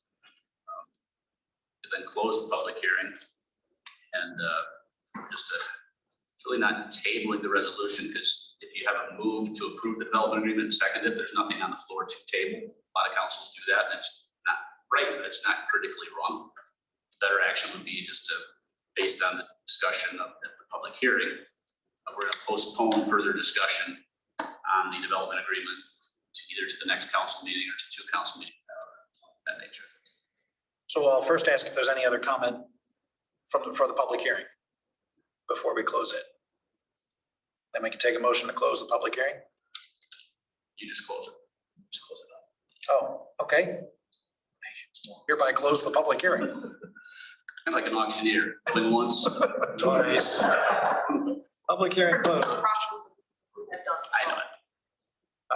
Okay, so that is the public hearing, item 3F. Let's go to 3G then. This is the action item to the council to approve the resolution approving the Prospect Development Agreement. A conversation, it sounds like we don't want to do that, but let me ask if there's a motion from the council to take action on this. That's where you'll want to go is that 3G. You'll get the development agreement and the proposal. All right. Hearing no motion from the council, we will move past that with no action. And I believe that's the only agenda item for you gentlemen, or will you stick around for the tap room at Peosta Jumble? Actually, wasn't, Right. you know, Okay, And I don't know, maybe, if you stick around for a few minutes, it might not hurt to at least hear how those are headed. yeah, yeah, because we didn't cite anything. I don't know how those lots were added to the agreement separate. I'm sorry, you didn't. So we own 24 lots. Now we're talking about on 22 lots. But they basically did agree something with Jumbo. We were on the spot. We are not included in that either. We don't know what happened, what they agreed on. Yeah, but why did they exclude the process completely? I only know what was in the notes and the file when I got here and looked at it. All the documents initially said that the agreement with you is based on all the lots except for those two. And so I guess I can't provide you that answer. Like I said, they did agree with the Yeah. Jumbo. And you still, well, almost lost. Yeah, I can't answer that, I guess. I don't know if there are any. I know that Jumble and Tap Room met with Whitney, and maybe she can speak to that because she's on. Was on. You should want to speak to it. That they submitted applications. I believe they had owned the property already when they submitted their applications, but I really wasn't involved in any of those conversations. Check that, both lots. I mean, I'm not trying to say something against it. It just, they got the deal and we even have never involved in it while we were on those lots. I mean, and I'm fine with that. Yeah, I made the assumption, again, based on the notes, I just made the assumption that everybody who was involved, it might have been, you guys were trying to get a couple of lots sold. You had a couple interested buyers. They were willing to do it if they could get some rebate. That's how it went down, but it doesn't sound like all that discussion happened. And we thought, I asked Whitney about that too, when we were talking about others that, I mean, lots for apartment and stuff, but she said there is nothing in writing. She hears. Yeah, she's still muted. You want to tap that blue square in the corner again, Carrie? Try Right there, just over left. this one. left, No, the big one. left. Says up. Nope, the big Well, left, this that one. guy. That one, yep, tap that. I've done that a couple. There you go, now hit it. Whitney, can you hear us? I can. There you are. Say, appreciate you being on. We're talking about a couple of development agreements. Right now, we're talking about the CrossFit development, 22 of the 24 lots with the exclusion of lot 5 and lot 21 for jumble and dimensional. A couple of the questions that have come up that maybe you can address. One, in your conversations with Dorsey and Whitney, based on the fact that there's a lot of infrastructure put into this development, were they comfortable with increment created by residential growth being rebated to cover some of the cost of that infrastructure? So we just started to have that discussion because and they did bring up that question, some of those proportions are a little bit vague or there's a gray area in the law. I'm not telling you anything, Doug, you know that. But at the time, I guess too, we also didn't know for sure what percentages of that actual development are going to be residential. I don't know if that's still the case or if you guys have a better idea of that. So at the time, the concept was then with the percentages that we worked out, we were reserving some increment that is not slated to be used. You know, I mean, I think is it 70% or 75. So there's already a portion that will not be used. So in theory, you could attribute the residential portion to some of that unused increment, and then all legal counsel involved could sleep at night. But again, it's based on kind of projections and estimates at this point. You know, TIF police don't really exist, right? It's just whatever your legal counsel deems can fit in with the code sections that we're looking at. Does that make sense, Doug? Yeah, and I think you're correct. When it comes to the council's decision on the use of TIF and development agreements and such, you're going to rely on legal advice, of course. And my advice will try to be in such a fashion that you're not going to be violating the code. But if you violate the code, unless there's somebody to complain about it, or the state auditor, or not state, but your annual auditor might complain about it, and they probably won't because they don't TIF too well. You're probably, to Whitney's comment, there's really no TIF police. It's just if some watchdog just doesn't like TIF and wants to challenge your decisions, that could happen.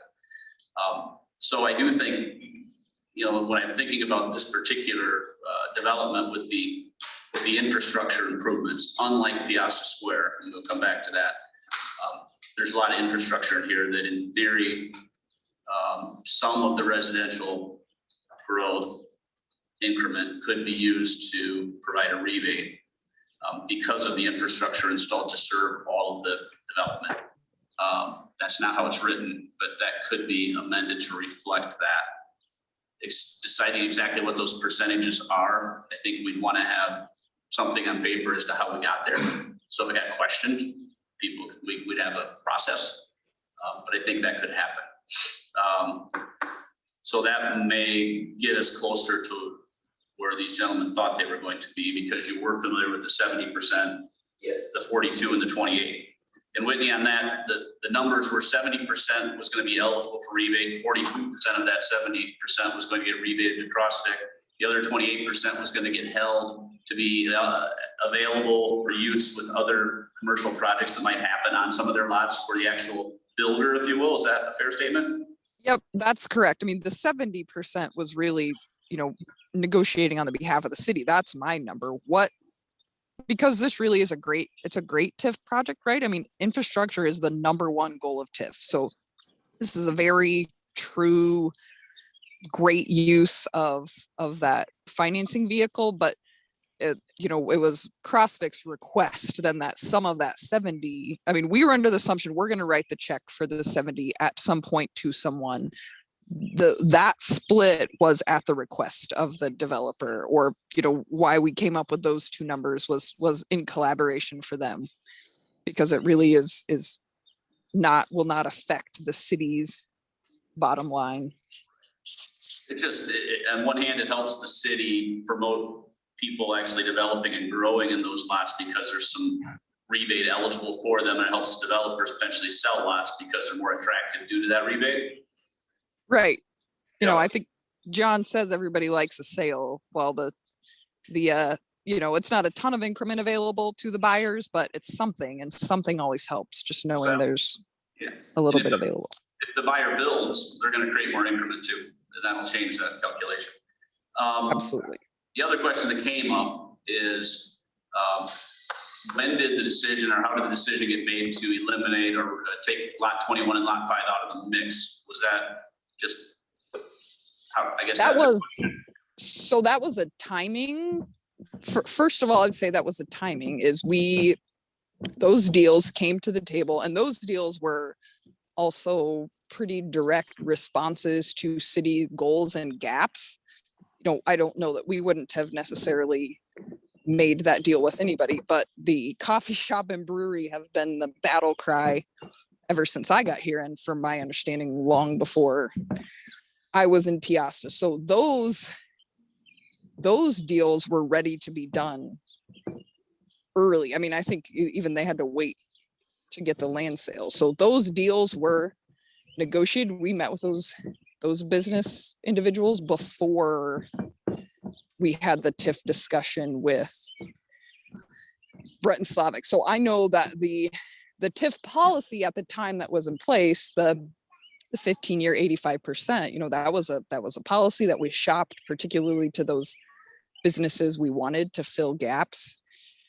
So that conversation and those applications were received before we then began to negotiate with Brett and Slavic. You know, so 85% still is, I mean, it's not 100, so there is potentially some increment for those lots that, depending on how, you know, Annette and Karen Doug wanted to calculate that, you could have that 15% for those lots if that was an issue, was available. But you know, when you have a not to exceed though, or there's a number you're getting to, they're going to get those dollars back at some point regardless. Yeah. With that cap, you know, there could be a couple years difference in there, but it's really, you know, we're still going to aim to hit that number that we're coming to in the development agreement with Brett and Slavic. So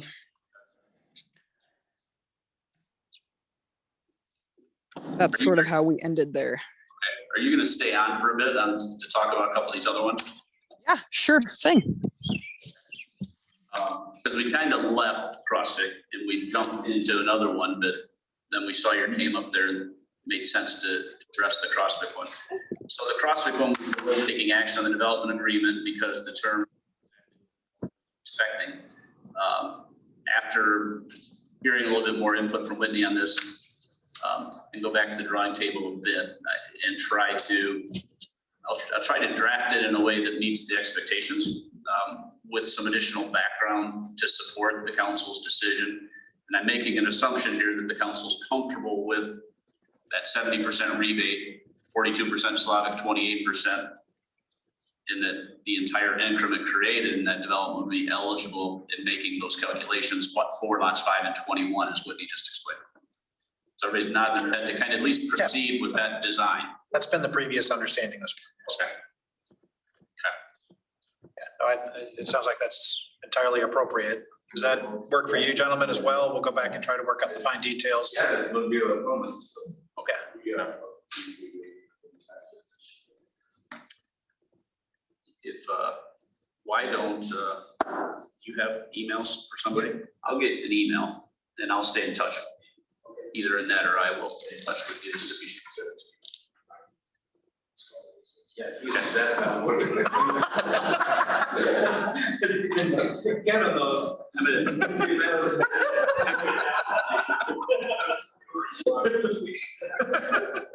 just looking at him like he's good at it. So we'll do that. Okay, thank you very much. Thank you. You guys may have seen, we're all learning as we go through this with you. Thank you. Thank you. Hey, and thanks for your hard work here in the city. Appreciate that. And this is, you know, some of these bumps, you know, there's no blame, other than the fact that Whitney left.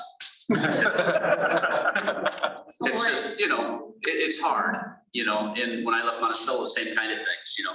I've been working with somebody and having discussions. They aren't all recorded, they aren't all in documents, but we were on the same page and knew how things were gonna work. And then I'm gone, the new city administrator comes in, it's just hard. So some bumps are very understandable when it comes to these kind of things, particularly because there's some complications. Well, did we open the public hearing then on the next one? No, we actually haven't yet. Okay, why don't we, not to direct you what to do, but let's go back to the top of the list because my eyes will track better. All right, so we took care of F and G. So we're gonna go back to 3A and I will open the public hearing on Peosta Square Development Agreement.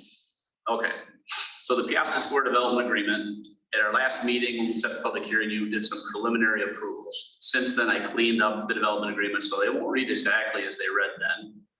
And this one reads probably the most different than the other ones. The other ones are pretty consistent, filling in some blanks, fixing some things. This one reads different after giving it some additional thought and looking back through some emails from Dorsey and Whitney. There originally been some thought that this project, the commercial and residential, would both have some eligibility for rebate. Unlike CrossFit, the infrastructure serving this development, the College Square development, largely exists, or Peosta Square. There isn't a whole bunch of new infrastructure expense other than running service lines into the building. No new streets, to my understanding. Is that accurate? So no new streets, no new water mains, sewer mains. It's just connecting. Throw that into the mix, it really makes the eligibility of floor 2 and 3 go out the window for the rebates that the council had authorized to be approved under the urban renewal amendment. So I pulled those out of the mix, otherwise left the numbers the same. It's still 85%. It's still, I think this one was 20 years. It still has a maximum of 1.5 million, something like that. However, if you sit down and really do the math on what's potentially anticipated, even if it lasts 20 years, it might turn into $400,000 instead of $1.5 million because you've taken out those upper 2 floors. And that's all based on estimates that were generated when Whitney was still here and discussed by Whitney and Wes and some email correspondence. So Wes, like CrossFit, is like, ooh, that's, that's not the way my budget was spelled out. What do we do? What are some other ideas we have? And I suggested to him, because keep in mind, one of the other agenda items tonight is to approve the resolution of support for the tax credits.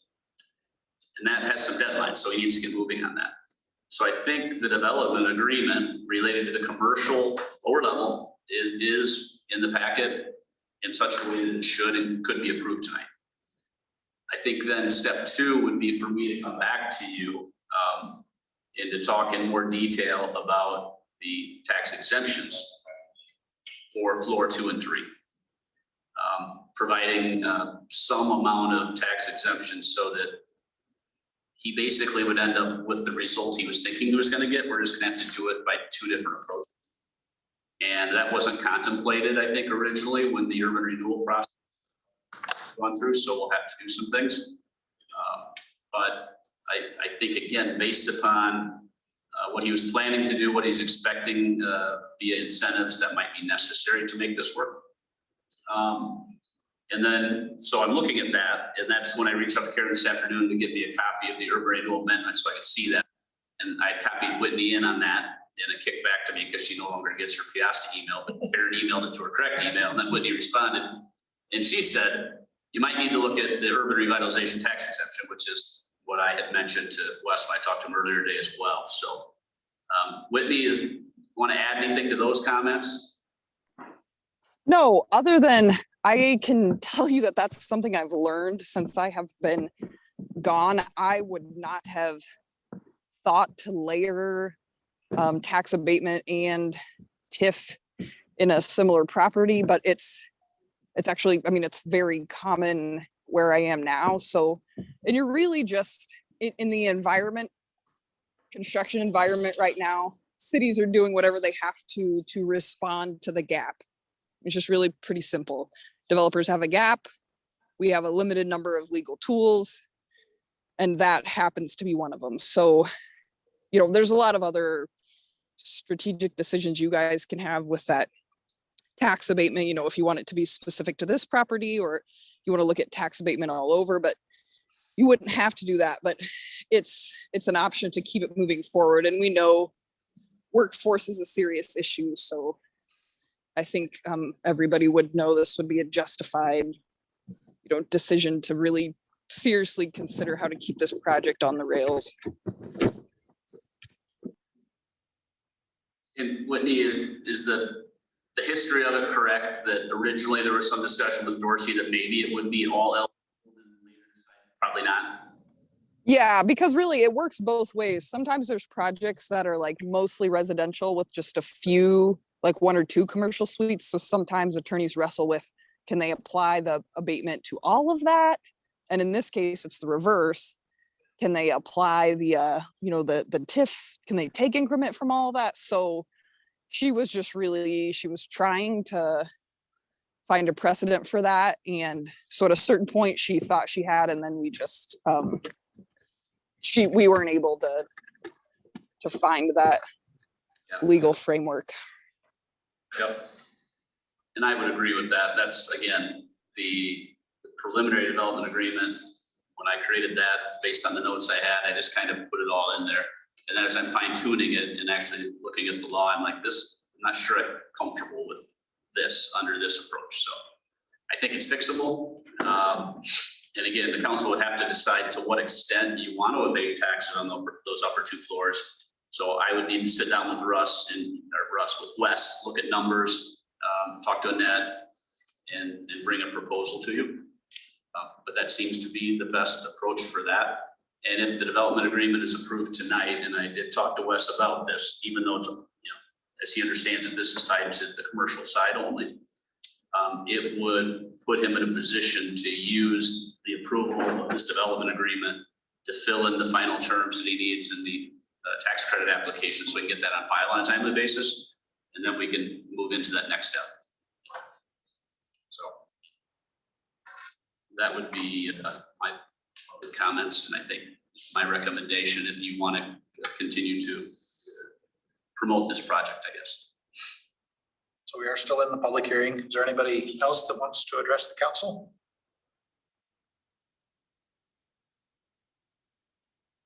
Hearing none, I will close the public hearing and move us to the resolution approving the Peosta Square Development Agreement.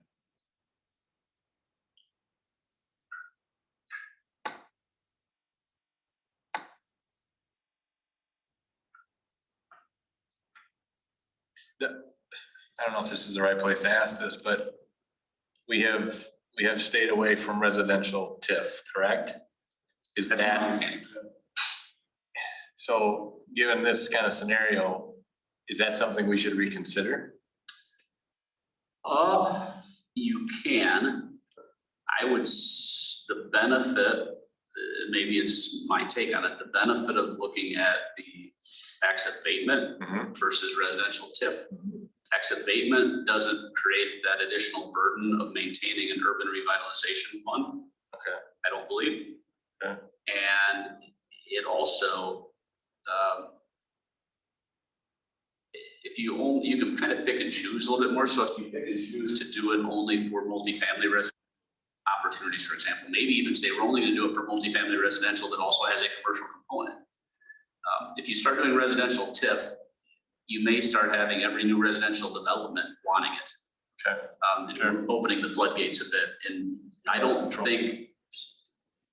think from city's not having a problem with a lot of residential development without providing that incentive. So I don't think you need to. Okay. Yeah. Okay. Thank you, Doug.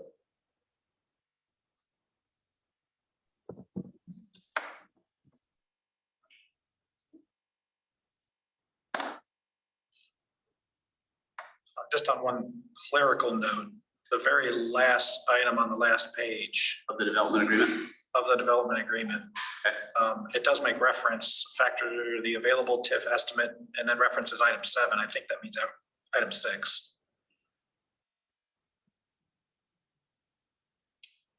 Could be wrong. Yes. After the available TIF estimate.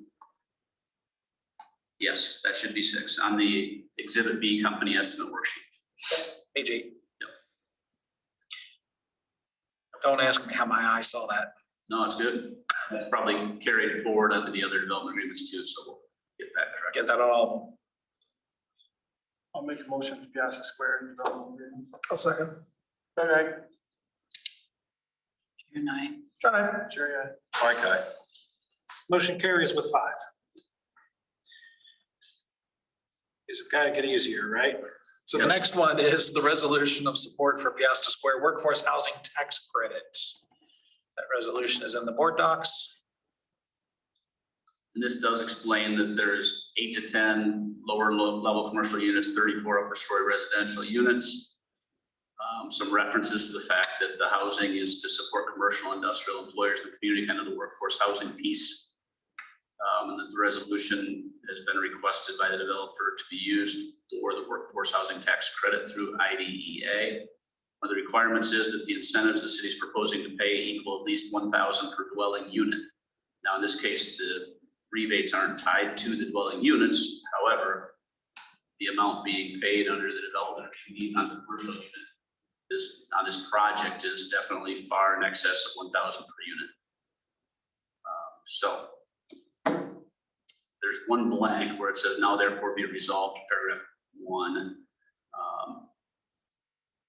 That is for, I didn't get that number from Wes. We'll have to fill that number saying what he's applying for. I don't know what the tax credit number he's applying for is. How would that value influence the council's decision to approve this tonight? I don't think it has anything to do with it, in my opinion. This is just another incentive he's seeking that has no negative impact on the city. Whether he gets it or not, it doesn't change the tax revenues you'll be getting based upon the development agreement. So you're saying you're supportive of this happening. And actually, when we go to look harder at the tax exemption piece or the tax abatement piece, we might not know this number, but the bigger this number is, maybe the less need he has from the city for the tax abatement. But I don't know that we'll know this number by then. So do we do their resolution with a blank? Well, I think he has to,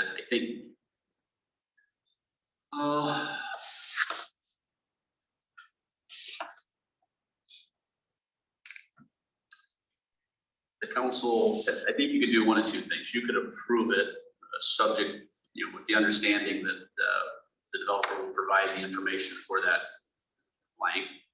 Or you could take that, you could modify that length. I don't know that that number has to be there. It could be basically seeking an award of workforce housing tax credit benefits in regard to the Peosta Square project. I think that would be okay. In past motions, we've also used the value to be determined but not exceeding. Yeah, I just don't know. Whitney, did you have any take on that? Well, yeah, I mean, the max he can apply for is $1 million. But I mean, that's really not, that's irrelevant to IEDA in the form of this resolution. They just need to know they require him to submit support from the city. They really just need your match codified. How much he applies for is just sort of secondary, and it can't exceed $1 million. So I think they would not at all be concerned if we did not have his application amount as part of this. that is correct. I spoke with them directly because I'm running these for Des Moines now, and Daniel Hansen said it must be a resolution and it must include the dollar amount of the city match. So that's what they're looking for. Our motion might be for this resolution as it is stated with the words "in the amount of blank" removed. I think that sentence reads fine without those words. Yep. So that match with the city that you talked about, that's where it's in the application here, the match from the city and the amount equal or greater than 10,000 per dwelling unit, then we don't match that. No, what we're providing, so that's what he has to have at a minimum. $1,000 per unit is what Wes told me he must have from, I'll say, the city. So then that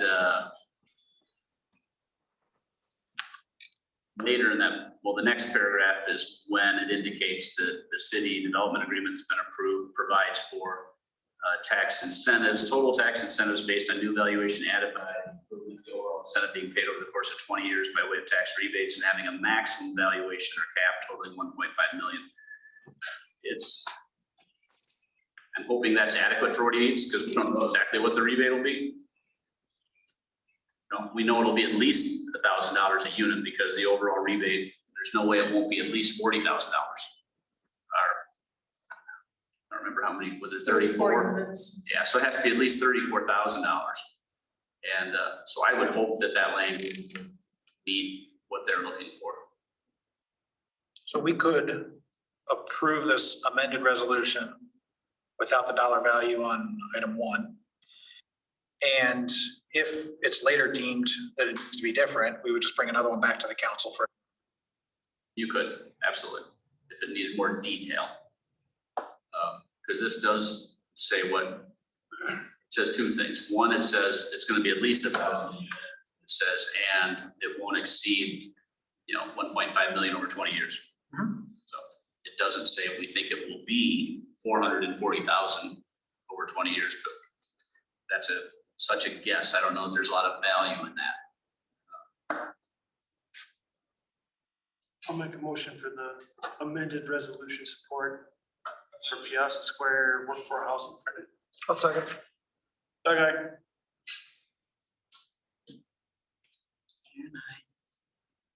Okay.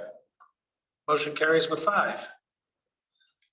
Moving on, I will open the public hearing for the College Suites development agreement. So College Suites, these are all kind of running together a bit. Again, College Suites is all residential.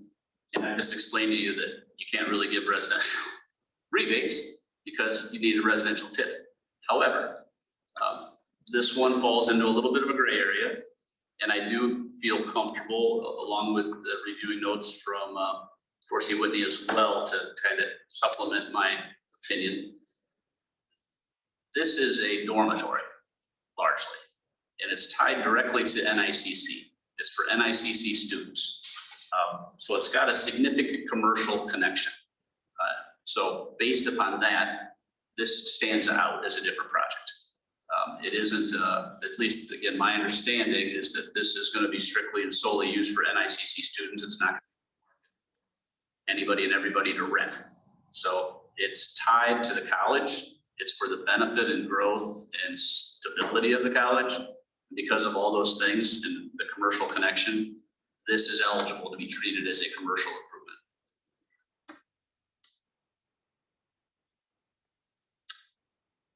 do we have anything in writing saying that that will not be rented out to the public? Not to my knowledge. Whitney, did you catch Doug's question? Whether we had anything in writing from Wes or any agreement that none of these units eligible to be rented to the public versus used by NICC students only? I couldn't answer that. I don't know for a fact. I know the city has a seat on that advisory committee governing that. So I think that would certainly be something if that makes the council feel better. And I know there are some other things we've, discussed. We want to be involved in that whole project. That's absolutely something that he would consider. In answer, Whitney, maybe everybody else knows, but Wes Schulte's building this. Is he entering into a long-term lease then with the college? Or is he going to be the owner and manager? Yeah, no, he's the owner operator, right? And that's where that commercial piece really came in. Yeah. No, the college is not going to have any formal ownership stake, which, we know is beneficial for the city from a tax roll perspective. So we've looked at this thing from several different angles. Because this is where the college, did they give the city the property and the city then gave it to the developer as part of making this happen? Yep, that is correct. Clearly this NICC sees this as something they need and wanted to promote. They just didn't want to own. Nor did they apparently want to lease.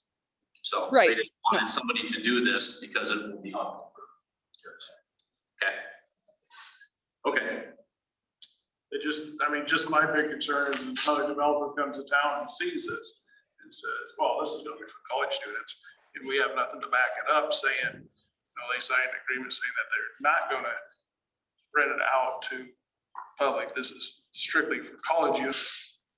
How are we gonna defend that if we don't have nothing stating that? Yeah, that's fair. You certainly could. I did, it is in the developer's agreement. This is necessary for successful and continued business operations of NICC.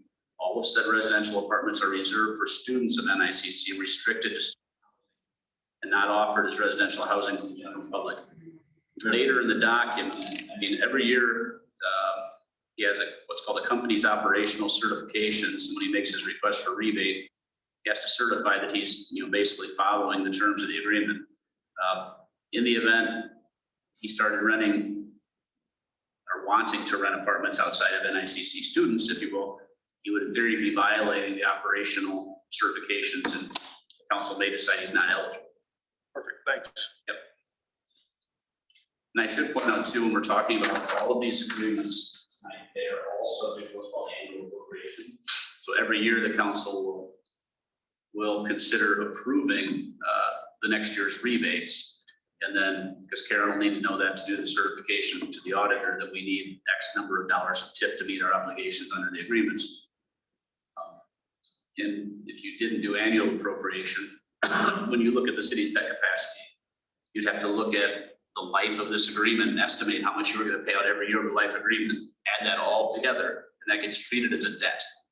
It gets applied against your debt capacity, which really limits your ability to borrow for other projects. By doing it by annual appropriation, your debt capacity is only impacted 1 year at a time. So that's why you do it that way. Makes developers a little nervous sometimes, because there's also clauses that say if the city decides we aren't going to appropriate 1 year, you can do that.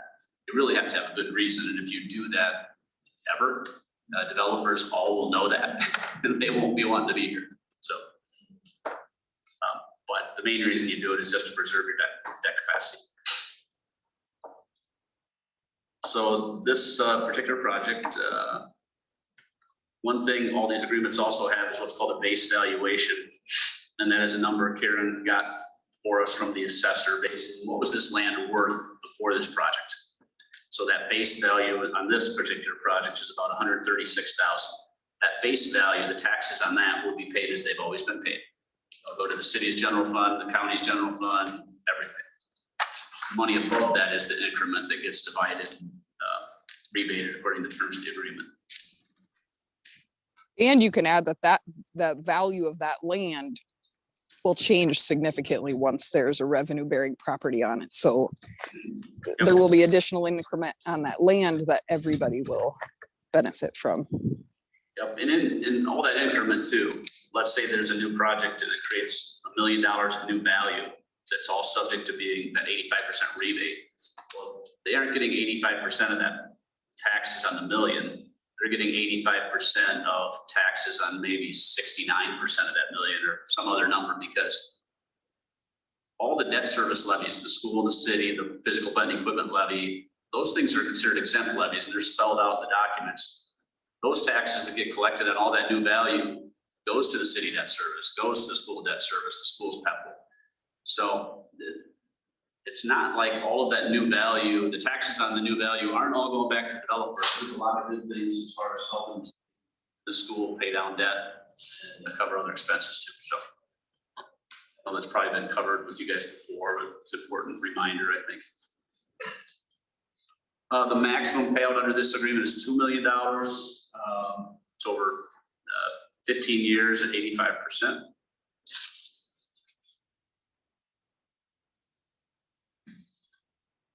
Paid semi-annually.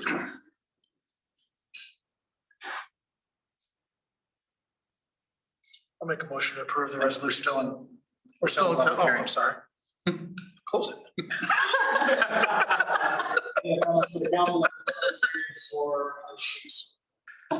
Hearing none, I will close the public hearing, and then we can now move to the resolution approving the College Suites Development Agreement. Make a motion to approve the resolution approving College Suites Development Agreement. Doug, aye. You're not. John, aye. Mike, aye. Motion carries with 5. So looking through the agenda, we've already covered the CrossFit and the agreement. So we are on to the public hearing, and I will now open the public hearing on Thunder Valley LLC Peosta Tap Room. Okay, this one, the only unique thing with this, they also negotiated a forgivable loan, which to my understanding, the city has done on at least one of their projects in the past. It's a $50,000 loan that if they get it shortly after the development agreement gets signed, everything's done. They have to sign a promissory note, which I have not yet prepared for you, but that'll be prepared on what I'll call a standard bar association form. And in that document, they will agree to pay the city back if they don't follow through on their obligations. Our obligations are basically to build the thing and get open and stay open. If at any time during the course of the next 5 years from when the loan is made, they don't stay open, or they violate some other provision, then they lose the forgivability. But if they meet all their obligations, the forgivability stands and they don't have to pay the city back. The maximum under this one, again, it's 15 years, 85%, the maximum they would receive under the rebate is $300,000. So they could get up to 300,000 rebate, $50,000 in loan. I would say as a general rule, keep in mind that maximum number, those are numbers I pulled out of documents that were created before I started, but as a general rule, you aren't going to hit those numbers unless property values just go crazy through the roof, because the developer, they're kind of counting on that 15 years of payments. And if they think, well, 5 years in, I'm going to hit 300,000 in rebates, then they'd be saying, let's not. Odds are you won't get to $300,000 based on current tax estimates, but that's the max. So that's the long and short of this one. 15 years, 85%, maximum 300,000 plus a $50,000 forgivable loan. That's something we did wrong too, right? Right. That's congruent. So it's very similar to what we did wrong too. Oh, is it? Yeah. All right, any other comments in the public hearing for Peosta Taproom? Hearing none, I will close the public hearing and move us to the resolution approving that same development agreement. On the forgivable loan, how long do they have to stay open? 5 years. So it's forgivable at 1/5 every year after their year. So basically 6. 6. Yes. And I think there's an interest provision in there as well. 3%. Yes. But it's due on December 1st, 2026 then? So 10,000 would be written off every year as long as they meet their. But should that be 20? Well, it'd be. And I did put a for example in here because in terms of what the time frame listed under paragraph 5 is an example, just to get a feel, because it'll start when they get the loan. Oh, there it is. Okay. They'll get the loan 10 days after we get all the paperwork signed, plus or minus, and then that'll be their anniversary date that we'll look at. Yep. It wasn't necessarily spelled out real clearly, but I did add language that, for example, let's say year 1 comes around at their 1-year anniversary, they've met their obligations, 10,000 is now forgiven. Okay. Now 40,000 is owed, we're just accrue interest. Okay. During that year, at some point they close. Okay. They get to their anniversary, they don't get it forgiven in the way I've written it, the forgivability of the entire balance goes away. So if they 6 months later opened back up and got going again and requested, okay, now we're going again, we're meeting our conditions, now we want to be forgiven another year. We aren't going to hop and jump and skip over years. It's kind of complicated. If you lose it, you lose it. Yeah. Is how it's written. So they know, if like in that scenario, Doug, they know the 40,000 plus interest then? Yep. Okay. Yep. Okay. Okay. Thank you. Make the motion to approve the resolution development agreement with Thunder Valley LLC. I'll second. Doug, aye. John, I. John, I. Mike, aye. Motion carries with 5. I will now open the public hearing on Caldman Real Estate LLC, also known as Peosta Development Agreement. Peosta Jumble is just back to the standard rebate, no loan component. This one is also 85% for 15 years. The maximum is 200,000, as I recall. Yes, $200,000.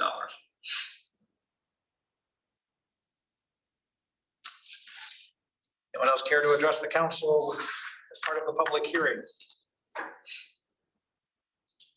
Hearing none, I will close the public hearing and move us to the resolution approving the same development agreement related to Jumbo Coffee. I'll make a motion approving the resolution approving Caldman Real Estate Development Agreement, LLC, Peosta Jumbo. I'll second. Doug, aye. John, I. Okay. Motion carries with 5. Thank you, Doug. That gets us through all of the public hearings and the development agreements for tonight. again, I'll just highlight what a fantastic thing this is for the city of Peosta. To reflect that the mayor opened and closed almost all public hearings. Did I not close that? You did. All but the first, pretty good.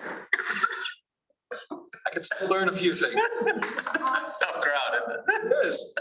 It's all right. I'm paid well for it. I'm now going to take us down to, so we've covered for administration, we've already covered A, B, C, D, and E. So I will now take us to the PCC front desk wage discussion. Okay, so obviously last meeting, you guys asked me to come back. This meeting, kind of revised to help us with our front desk staff. I did take this to the board last week as well. Kind of went over everything with them, but definitely new levels for number 1 and 2. Sorry, I'm scratching throat. With the idea, I think the biggest thing that I want is to earn the additional money, right? Like to have, so it's, I realize that it's still low, but I want to make sure the people we hire are gonna come and do a good job, if that makes sense. And so essentially there's a starting wage with a proposal for them to get up to a $2 increase within the first 60 to 90 days after evaluation. And then I also have shift differential pay in there for nights and weekends, because that's what we are struggling with most, with another $1 an hour, again, based on earning it first. So I don't know what your guys' thoughts are on this. We talked a little bit about it with the board as far as different scenarios, different whatever. This is what we kind of came up with that we thought logistically would work, but also fair. But is it kind of in the realm of what you guys were thinking? Is it enough? $1 million question. I mean, I just went to Subway today. They're offering a $500 sign-on bonus to a sub sandwich artist. Did you apply?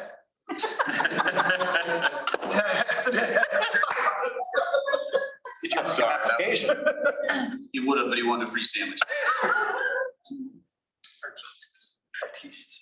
So I mean, that's my biggest you know question. what they're paying? I mean, what is, do you know? I know. what rates are around like Dairy Queen, Subway? I don't think Subway is paid. I know. $10 an hour. Airway is paying more too. My daughter just started at Reese's, 4 hours a day or something like that. She's at Where? Reese's. What? I never put me in See, that was a application. struggle with the board as well, because, we talked, I joined the board. And we talked about this, and we really struggled, is it enough? And you just never know. Right. And that's the same struggle that everybody's having. Doug's daughter's just gonna spend it on clothes, so that Yeah. doesn't apply. Put it back into. Her paycheck will be $0. What was it? I guess, what was it? 825 and 905 for those level 1 and 2s. So essentially they're getting over a $3, possibly $4 increase. With the $2 increase, right? After 6 months. After 60 days. So a $1 increase before the $2, then another $2. Possible for 4 additional. I guess it's the place to start. We'll know in 6 months. So in reality, it's a pretty big change. It's a big jump. It's Sure, to see. point out their ties wages as well, because I just will keep putting it out there. I think he's at 1660, whatever. So we're talking about this is too low. He's a lifesaver for us downstairs right now. That I do feel like that is drastically too low as well. So we have a lifesaver in our office too. And what's that? So she's gonna get it, it's all around. Yeah. I know this is on the HR committee's Correct. hit list, I should say is. Committee? I don't know, the president of the committee hasn't called anything together, Terry. But, I mean, we was looking at all of them, we haven't got that far as city hall, police, public works. But I think this is a good start.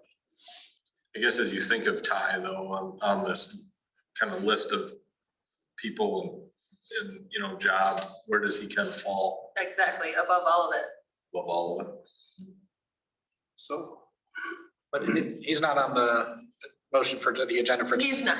But it's something. Sorry, I'm just throwing it out there. It's gonna stick one of these days. Well, I think it's an important conversation to have. It is, 'cause it's all relative, right? Because it's the theory of, okay, we're starting the newer folks up higher. Right. So how are we rewarding the people that have been here for? Right. And we'll have people that are close to, I mean, it'll be a little bit below him. So I think that discussion still needs to happen. So if I may ask our members of the HR committee, do we have an appreciation yet of how what the trickle down effect of this will be, like that discussion with Ty and with City Hall? Have we yet got to a point where we can look further down just the road to see the impact of wages? I'd say no. Haven't got that far. See what you want to say. More down. I, mean, wages were on the last. meeting of our budget, and after that, we really wanted to sit down. See, Yeah, there's been a lot of moving pieces. I'm not being critical of what progress hasn't been done. But no, But by asking the question, I guess I'm suggesting that top down is where we'd like to go. maybe we ought to have at least a first pass at that before we start making commitments that we can't easily undo. Yeah, sure. And Yeah, you know, that's a, this being part-time, seasonal, and temporary for employees, yeah, it's just for the DCC. I'd also like to see a deep look at this. Or Karen, if you have anything like clerical or anything you want to add in here, level 1, level 2, add it in here, so it's already in here. Police department, I don't know if there's Yeah, any you know, part-time. And this is more Mike's realm, but if we're getting into the shift differential, that's potentially a conversation piece for us as well, because as much as I love nights and weekends, but it'd be the same. We love seeing across it. the board, yeah. There's no differential. So it's part of a bigger discussion. there is no differential, Eric. Oh, there's, There's yeah. no- Right. I mean, This there's will, not a differential. I'd like to have this part between more encompassing, like a city part. They don't have part. So Stacy, I'm going to ask about the urgency. Yeah, If we take the time to you know, to do it right, so we're talking another meeting or two, yeah. take the time to look at this in a broader context. I think Does this put you in a very difficult situation or threaten our sustainability here? as far as this, Yes, the staff, the desk staff specifically. as far as hiring, I mean, we're working on it right now, right? I mean, we don't have, right now Ty was downstairs covering because we had no show. And so it's happening. We're working on hiring people right now. In terms of is 2 weeks gonna be a deal breaker? Is it gonna change anything? No, I don't think so. Well, the nice thing is it's the slow season for down there, right? It is, but then when you're trying to find concessions and umpires and day camp and then it's not anymore. Well, can we give the approval on this? We'll work off of it. that's what written up. Maybe. The risk we would be taking on is that we'll get into other areas of the organization where this moves the bar and now we're having trouble keeping. I will say we're drastically under the bar, not to like sway you one way or another, but like Public Works off of this. Them hiring someone's gonna be off of this. And no, Okay. This is like, part- we've always this is part-time. been, PCC has always been, not to say it's good or not, but different from everyone else. No different than when they hire permanent part-time, they usually get benefits, that kind of stuff. This is not included. It's usually been two different, yeah. Let's make a But I don't compelling know if argument. they want to hire a mower or somebody that's part-time, right? They might fall into level 5 or something, you know, so. As far as budget to cover this, if this is approved, are we comfortable with that? So I looked at that today. I don't know you're looking at them, but I looked at it today.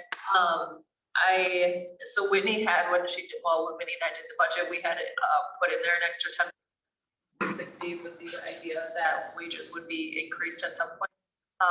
The only part I didn't know for sure is how much of Shawnee's wages now go into 460, but we're close with that already. So as far as like having to add more or whatever, I don't know that we would have to do that at this point.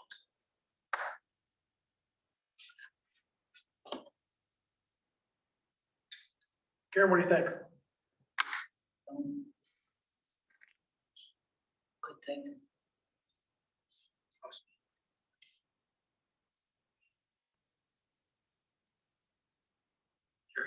I'm all right with her going ahead with it, so she can keep rolling and we'll just keep moving on it. Use this as a starting point. Go. You're thinking about using this as a starting point for. Yeah, just give them an approval on there. On increase wages and then that 60-90 level, right? 60-90 and then the weekends. Increase, whatever, so. Just so they can keep moving forward down there, try to get people. It's tough everywhere, it's unreal. Make the motion. Okay, so if that is gonna happen, we need to kind of rewrite this resolution. If what's. Just, if you're gonna approve it, that's fine, but we need to like repeal, or this is gonna replace the one that we had approved at the last meeting. So just know that this 2021-43 is gonna change. There'll be a little bit of different language in there. We'll keep all the dollar amounts the same and everything like that, but we need to repeal that last one that was already approved and put this one in. So procedurally, Karen, how would we do that? I'll just make that change and have you sign off on it, but So we can make the motion.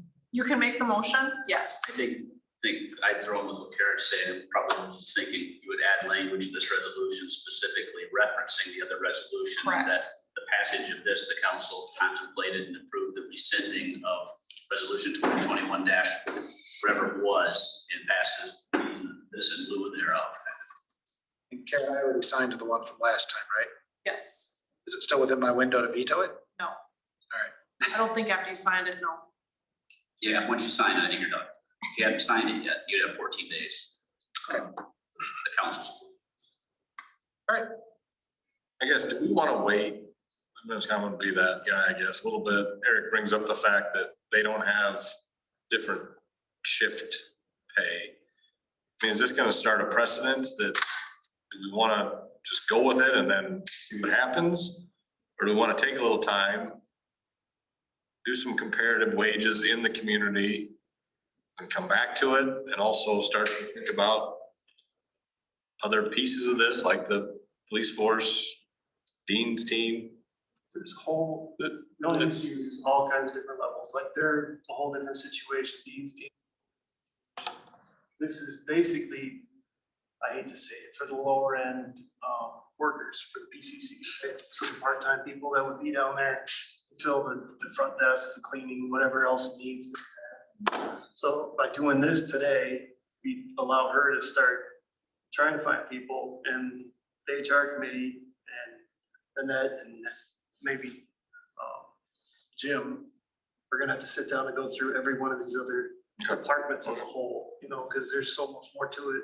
We don't have anything out there for any of them really. So as far as wages, Okay, yeah, I'm just trying, yeah. that's why it's kind of a struggle. This gives us a place to start. It gives her approval, But it gives you a place to start with, part-time workers. but you can kind of go off of this when you, the HR committee can. Yeah. If it works for that. And the chief has got us the surrounding areas wages and what they do for shifts and stuff too. Jerry working on it. Yeah. Well, we looked at it, didn't work. Right. It's a list of The stuff. ball is moving slowly. It bounced in a different direction, let's put it. Ask the council, what's our action on this tonight? I make the motion to approve the wages for part-time, seasonal and temporary employees for the. I'll second. That guy. And I, Sure. My guy. Motion carries with 5. don't know if this is gonna work though, Tracy. So Really? stay. Hard to get a good work, no matter what you pay them. I'm used to both. I respond to all. Thank you for your diligence in this. And when you take this back to your staff, Yep. please send with a message that the council really appreciates the struggle you've got down there. And this should be looked at as the council supporting your mission here at the PCC. Thank you. I just hope you can find some people that wanna do a good job. Amen. Amen, yeah. Well, I mean, it's probably also saying, you know, right now, the common thing is it's happening everywhere. It's everybody's focused on hiring. Make sure the folks know we retain and we're But this thinking about affects as well, right? But you know, others tie, right, that we've got a picture. Yeah, this is, we're not just, yeah. All right. With that motion being done, I'm gonna move us to number G, which is GASD 54 fund balance investigation fiscal year 21. And I am hoping somebody's gonna, Sure, this is Carry us. basically an accounting rule that we've had to do ever since GASB 54 passed. And basically what it does is the council assigns funds. So when we do the annual financial report, certain funds are assigned to certain things. So like street reserves, 27,000 coming from the general fund. The transfer's already been made, but you're assigning that to street reserves. So if you want to use it for another purpose, it needs to be another motion to transfer that out. You can't just spend the street reserves on park, for example.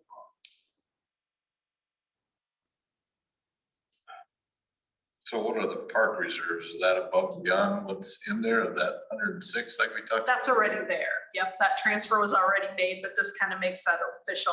Oh, This is going to be used for park so it reserves. was 56, now it says 50. Is that a way to think about it? Or this 50 was added to a 56 or something? It's already there. It's already in there. It's not adding. So our total is the 106. Yeah, Yeah, it's just the accounting kind of paperwork trail. to get it right. there. Okay.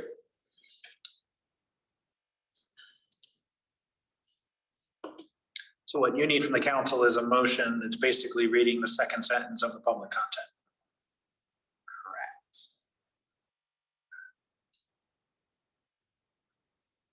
And we're only doing 27,000? 27 for the street reserves, police car is 5,000, park is 50. How come we're not doing 100,000 this year? Just didn't have it or what? No, we were, Whitney, we were talking about that. Do you want to weigh in on that a little bit? Are you still there? Yeah, sorry, serving up ravioli for the kids. They still eat. They don't stop. Sometimes. Yeah. Yeah, so there was a couple different things. First of all, we knew we were going to be doing like some of this Kelly Oaks work. We knew we were going to be spending more parks dollars. So we made the decision, yes, buddy, to just leave some of that there. And also, right, with the general fund taking the hit from the additional TIF certifications, we reduced really a lot of our cash reserves from our general tax revenues.